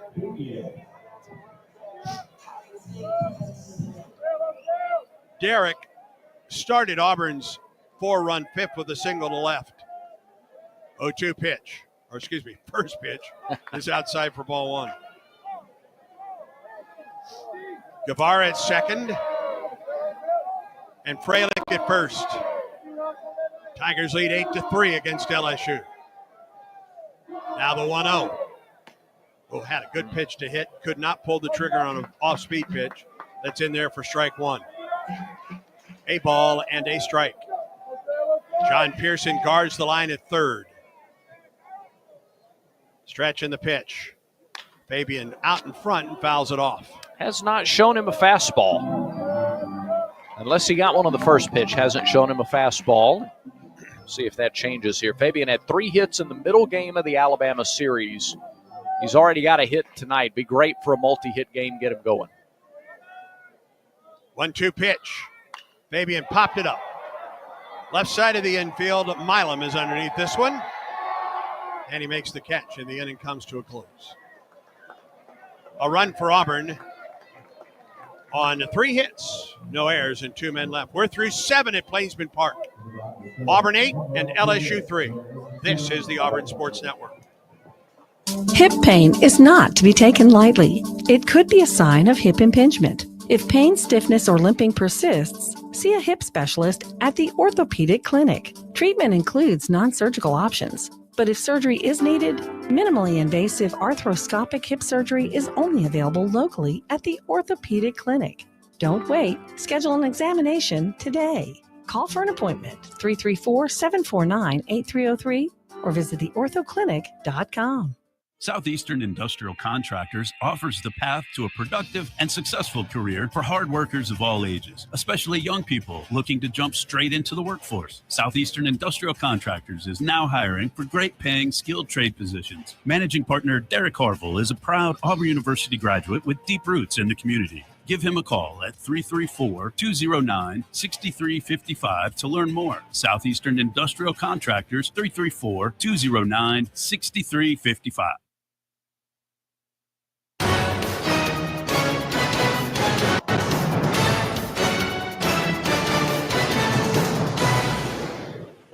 And 6 hitters for LSU in the 8th to face Carson Myers.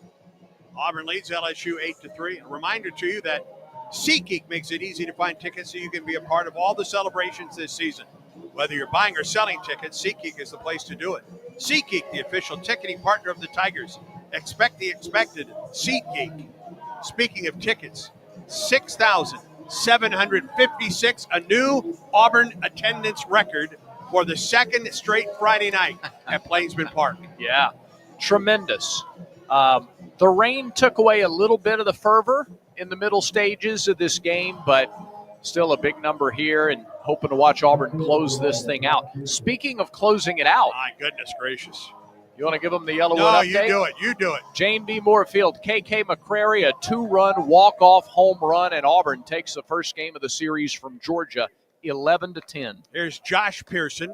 First pitch from Carson Myers is in for a strike. That Auburn softball game, 21 total runs, 24 total hits. Georgia had 5 errors. There were 20 total left on base. How many home runs did Auburn hit tonight? 0-1. Pearson shows bunt. Took it low. 1-1. Auburn hit 6 home runs. McCrary hit 2. Roach hit 2. Isis Tresvik homered. And Adams homered. 1-1. Again, he shows bunt. Went after that one, came up empty. A ball and 2 strikes to Pearson. Frey and Milam are scheduled in this 8th inning for LSU. 8-3 Auburn on top. Same 2 teams tomorrow night at 6, Sunday at 2. Myers, the wind, and the 1-2. Here it is. Swinging a high drive into deep right field, but that is Ike Irish territory. Ball didn't have as much carry as I thought off the bat. He caught it out in front of the Wind Creek sign out there for the first out of the inning. Good to get Pearson. Auburn had not gotten him since the first inning. 1 out for Ethan Frey. Fry. Ethan is 0 for 3. Struck out 2 times against Samuel Dutton and lined to left. The lefty Myers winds and fires. Strike call in the inside corner. Boy, when Carson gets into a groove, he's awfully fun to watch.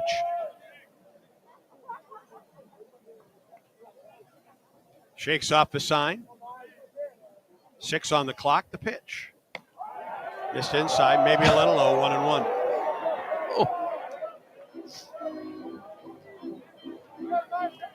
Zone appears to have tightened up a little as the game has gone on.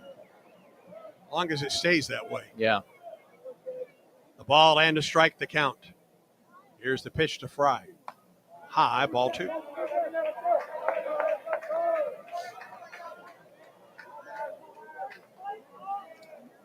Ethan Fry, 6'6", 225, junior from Rose Pine, Louisiana. Awaits the 2-1 from Myers. Ball 3 high. Only time that Auburn has gotten any kind of trouble tonight was the 7th. After a leadoff strikeout, a hit batter and 3 walks, and all 3 came home to score. Now the 3-1 to Fry.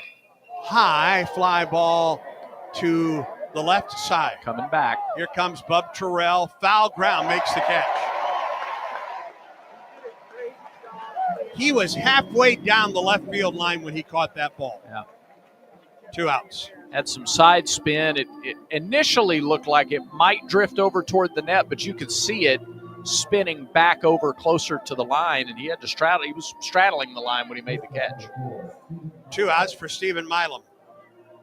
0 for 3 on the night with a ground out, a fly ball to right, and a strikeout.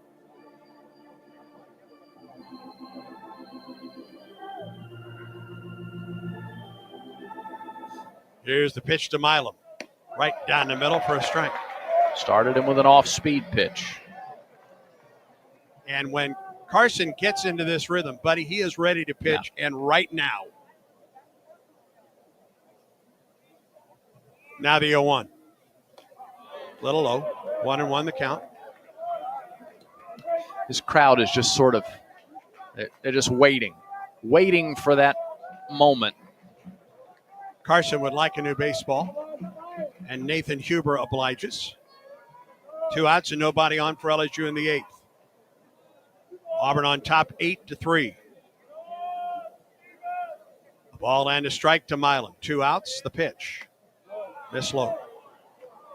2 balls and a strike.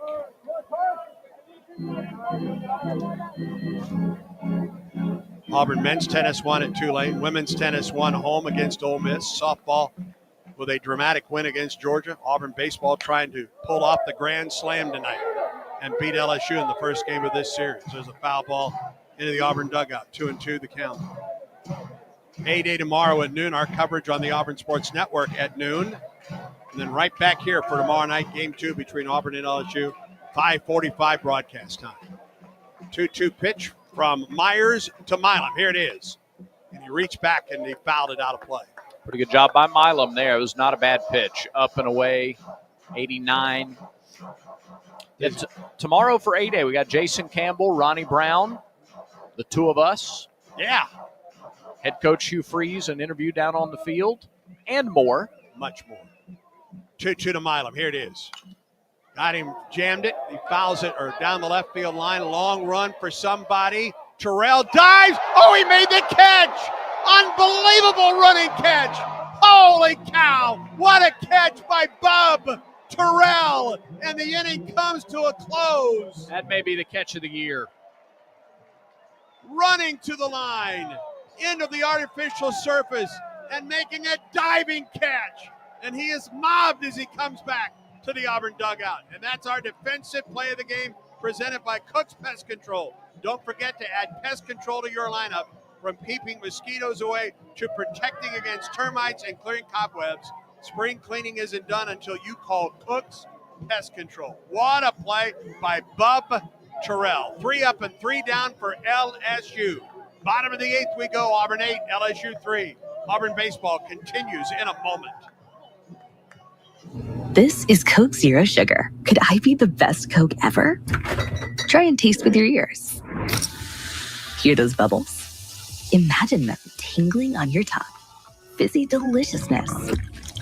Listen to that cascading liquid. A mouth-watering waterfall. Irresistibly tasty. Zero sugar. Crisp, refreshing, and ice cold. Is Coke Zero Sugar the best Coke ever? Try and decide. Hey guys, it's Auburn baseball season again. And if you want to hit your next big event out of the park, then get Baumhauer's Victory Grill in Auburn to help with all of your catering needs. From team parties to tailgating or any big event you may have, Baumhauer's always hits a home run by making sure all of your logistics are covered and you can just sit back, relax, and enjoy the big game. And if you need a place to host your party, come try Baumhauer's new covered patio. Give us a call to book your big event today. Baumhauer's Victory Grill, 2353 Bent Creek Road in Auburn. War Eagle.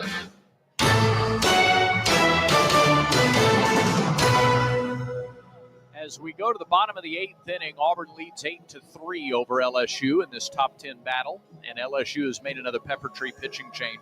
They brought in number 35, Jacob Myers, right-hander, 6'5", 220, a junior, and a transfer from Nichols, originally from Gonzales, Louisiana. Myers, no record, 7 appearances, 6 innings, and a 4.50 earned run average. 1 hit allowed in 6 innings, but he's walked 12. 12 walks. How many? 12. And just 1 hit. He has struck out 11. He's given up 4 runs, 3 of them earned. Team's hitting just .053 against Jacob Myers. Rizzi, 2 innings, a run on 5 hits, no walks, 2 strikeouts. He threw 43 pitches, 28 strikes. Myers, the 4th pitcher of the game for LSU. 3-pitch guy, fastball that tops out at 97. Throws a slider, and his changeup tops out at 91.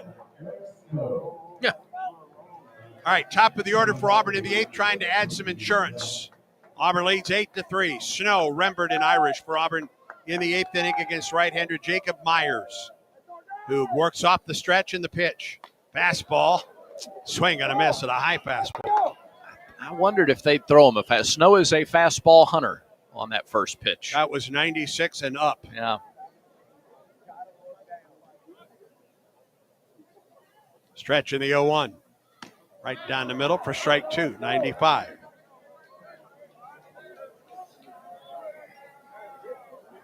Eric 1 for 4 on the night. Been on base twice, reached on an error, scored in the 5th, singled in the 6th. Pitch on the way. Swing and a miss. He tried to hold up, could not. It was going to be a strike anyway. Yeah, that had some sharp break to it. That was a breaking ball at 87. Good pitch. 9th strikeout tonight for LSU. And that brings Chris Rembert to the plate. 2 for 4. Singled and scored in the 5th, singled in the 6th. Stretch by Myers. Here's the pitch.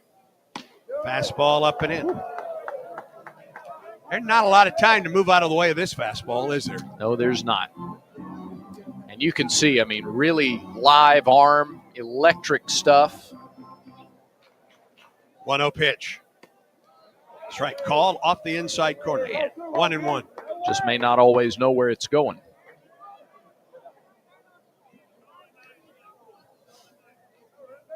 One out, nobody on for Auburn, bottom of the 8th. Auburn leads 8-3, the 1-1. Inside 2-1. He has worked the inside corner in all 3 pitches to the freshman, Chris Rembert.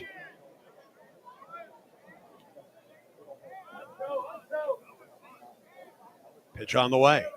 Fouled back, had a good cut at that fastball. He measured that one a lot better. Did. 2-2.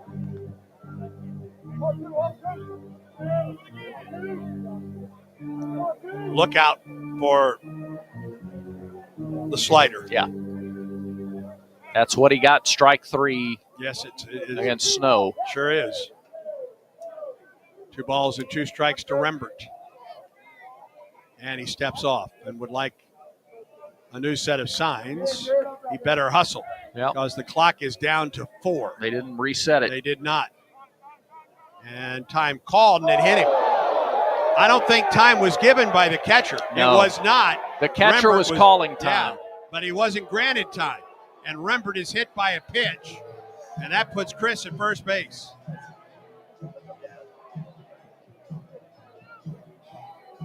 I don't believe he was trying to do that, but he was running out of time. Yeah. He stepped off, was not granted a new pitch clock. The catcher tried to call time, but by that point, Myers was already into his motion. Yeah, that's the key. He was. And he hit Rembert. And now here is Ike Irish.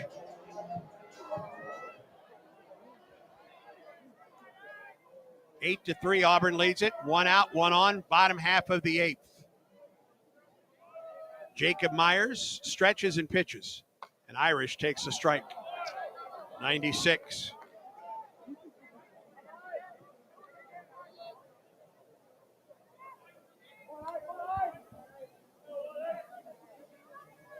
Rembert with his lead.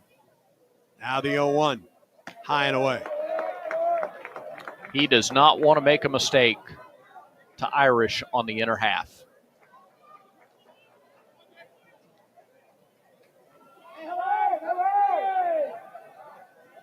A ball and a strike to Ike Irish.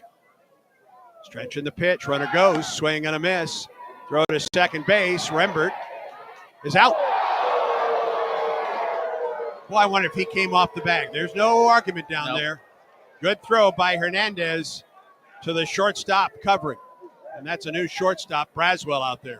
Doesn't hurt to you got challenges. Yeah, and Auburn's going to challenge Auburn this is one. challenging the call at second base. Does not hurt to take a look at this.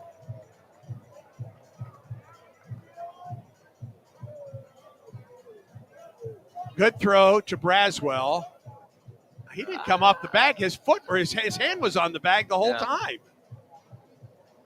A little better angle from first base camera. Brad, I think he's in there. And as he's coming off the bag, his hand is on the bag, and that's when he was called out. I'm not sure that he was off the bag completely. I agree. The call is out stealing 2-6. But Auburn has challenged that call. Replay review is presented by Jackson Services. Time to review your home's heating and cooling system. Choose Jackson Services, comfort you can count on. From quick repairs to energy-saving upgrades, Jackson Services keeps Alabama homes running smoothly year-round. Visit JacksonServicesCode.com. Jackson Services, official carrier, authorized dealer. The review goes to Birmingham, and here is the call. After review, the runner is out. Auburn is charged with challenge and has one remaining for the game. Second out of the inning. And now a ball and 2 strikes to Irish. I think he was initially safe. I think he came off the bag enough that the tag was there before he got his hand down. That's my guess. 1-2 to Irish. About the only explanation it could be. Here's the pitch. Miss. Oh, no goodness. Strike 3 call at the ankles. And the inning comes to a close. No runs, no hits, no errors, and no one left for Auburn. We go to the 9th. Auburn 8, LSU 3. This is the Auburn Sports Network. Auburn family, join us in welcoming head coach Larry Vickers to the Plains as he leads your Tigers into a new era of Auburn women's basketball. This past season alone, Vickers led his team to a perfect conference record and a program record of 30 wins en route to their 3rd straight conference title. As head coach, Larry Vickers brings championship pedigree to the Plains. You'll want to lock in your season tickets early for this new era of Auburn women's basketball. Head to aubtix.com. We'll see you in Neville Arena and War Eagle. Strike out ants, termites, and other pests with a call to Cook's Pest Control. Cook's proven pest control methods and superior termite control system keep your home safe and are backed by a 110% satisfaction guarantee. As the weather gets warmer, your spring cleaning isn't done until you call the official pest control partner of the Auburn Tigers, Cook's Pest Control. Looky, looky, looky, here comes Cookie, Cook's Pest Control.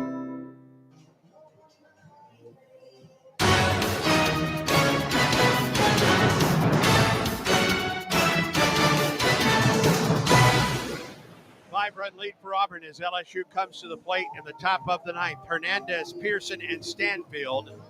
The scheduled 3 against Carson Myers.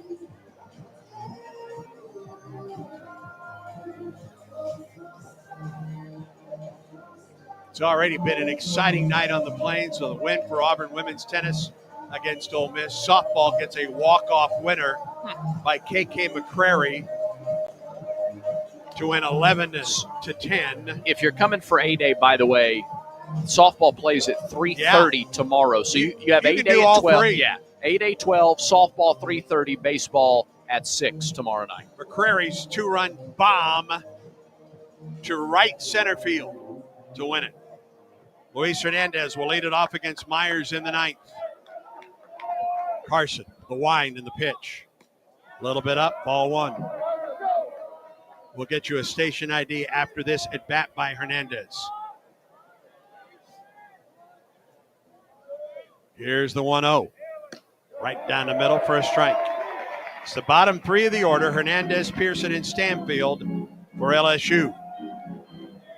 Auburn leads 8-3. We're in the top of the ninth, game one. 1-1 pitch. Swing and a miss. 88-mile-an-hour fastball, and he was trying to hit it to Opelika.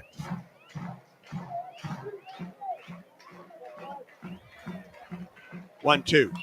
Fouled back to the screen. Let's pause 10 seconds for station identification on the Auburn Sports Network.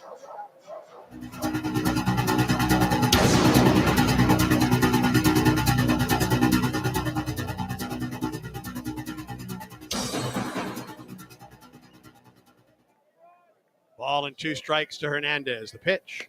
Right down the middle, strike 3 call.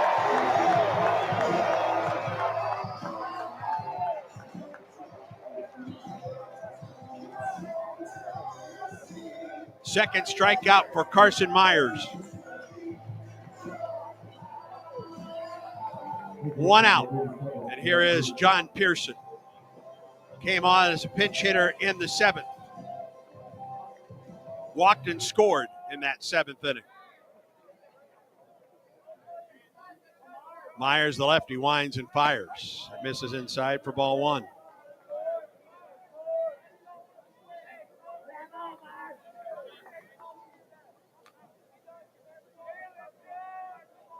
One-0 delivery. Got a call.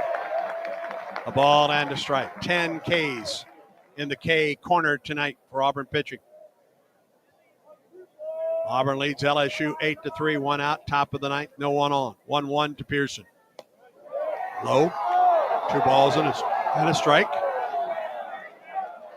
That has been a strike at times tonight.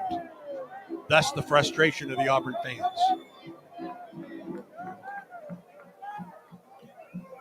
2-1 pitch. Fouled back, good cut at that one, 2-2 the count.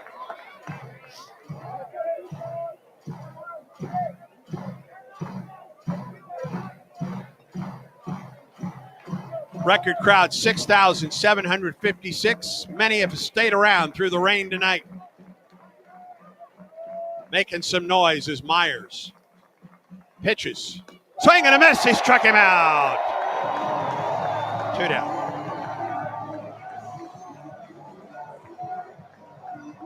And here's Chris Stanfield with 2 outs and nobody on in the ninth. As Auburn tries to nail down a game 1 win against LSU. Samuel Dutton, 6 shutout innings. He's the pitcher of record for Auburn right now. Myers came on for Auburn in the 7th. Pitch to Stanfield. Just off the inside corner, ball 1.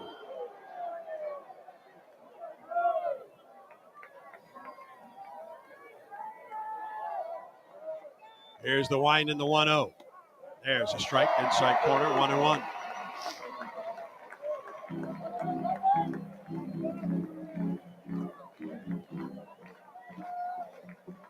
Carson winds in the 1-1 pitch. It missed low. 2 balls and a strike.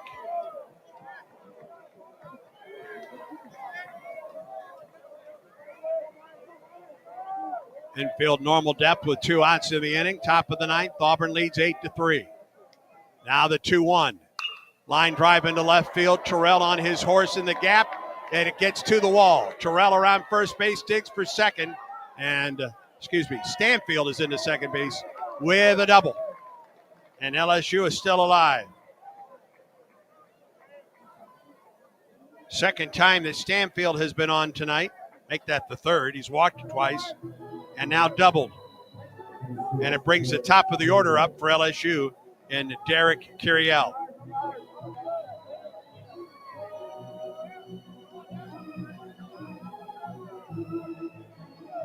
Tenth double of the year for Stanfield.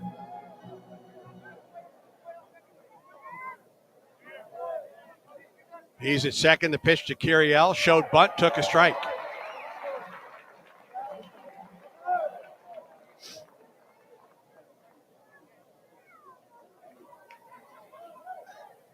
Hetzler in the bullpen for Auburn. Auburn would just as soon not have to use him tonight. Myers comes set, the 0-1 to Curiel. Line drive down the left field line. That's trouble. That's a base hit. Stanfield will score, and Curiel cruises into second base. Back-to-back doubles for LSU, and the lead is 8-4. Slicing double down the left field line. Second RBI of the night for Curiel. Third double of the night for LSU. And here is Jared Jones.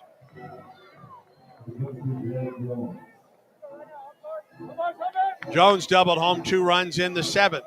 He is 1 for 4 on the night. Carson Myers at 41 pitches. As Auburn's lead has been trimmed to 4, and Everett Tiefert is out of the Auburn dugout. Infield comes to the mound. I guarantee you Carson Myers wants to close this one out.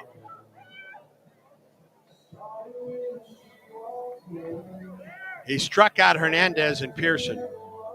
On a 2-1 pitch, Stanfield doubled into the gap in left center. And on an 0-1 pitch, Curiel went the opposite way and doubled down the left field line, scoring Stanfield.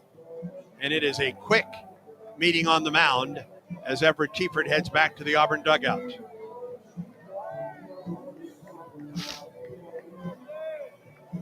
Hetzler warming up in the Auburn pen. Your Tigers lead by 4. Jones with 11, make that 11 homers. He has 50 runs batted in this year. Pitch to him. Inside, ball 1.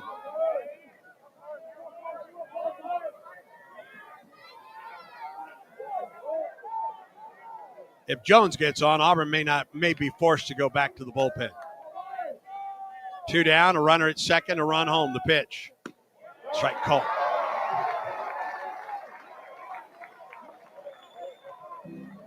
Eight runs, 13 hits, an error, and 7 men left on for Auburn. 4 runs, 6 hits, 2 errors, and 6 left for LSU. Fighting Tigers at the plate, 2 outs and a runner at second. The pitch fouled back by Jones. And Auburn within a strike of getting a Game 1 win against LSU. And that brings the Tiger fans to their feet.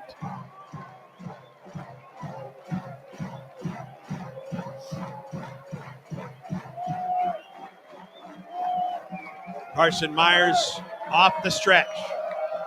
Here's the pitch. Swing and a miss. He struck him out and Auburn wins. 12 strikeouts for Auburn tonight.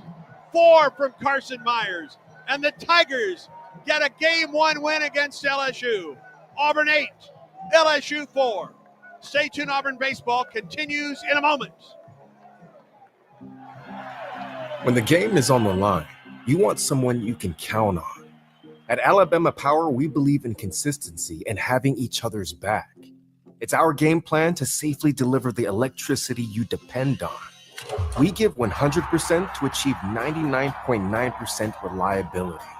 Learn how we power a better Alabama at alabamapower.com/reliable. Alabama Power is a proud supporter of the Auburn Tigers.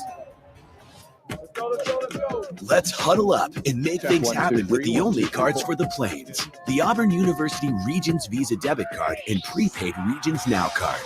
They're a win for your wallet and a big War Eagle, whether you're purchasing stuff for game day or every day. Want to go all in on confidently showing your Tiger pride? Order your card now at regions.com/go Tigers. Regions, official bank of the SEC. Member FDIC. Terms, conditions, and fees apply. Back to Plainsman Park for more Auburn baseball against LSU. A win for Auburn against number 3 LSU on the opening night of the series. Auburn 8, LSU 4. Tigers pound out 13 hits, commit 1 error on the night. The win to Samuel Dutton. LSU 4 runs, 6 hits, and 2 errors. The loss, the first of the year for Cade Anderson. Auburn 8, LSU 4. Stay tuned. The Regions Bank postgame show is next. And this is the Auburn Sports Network. War Eagle Auburn family, it's time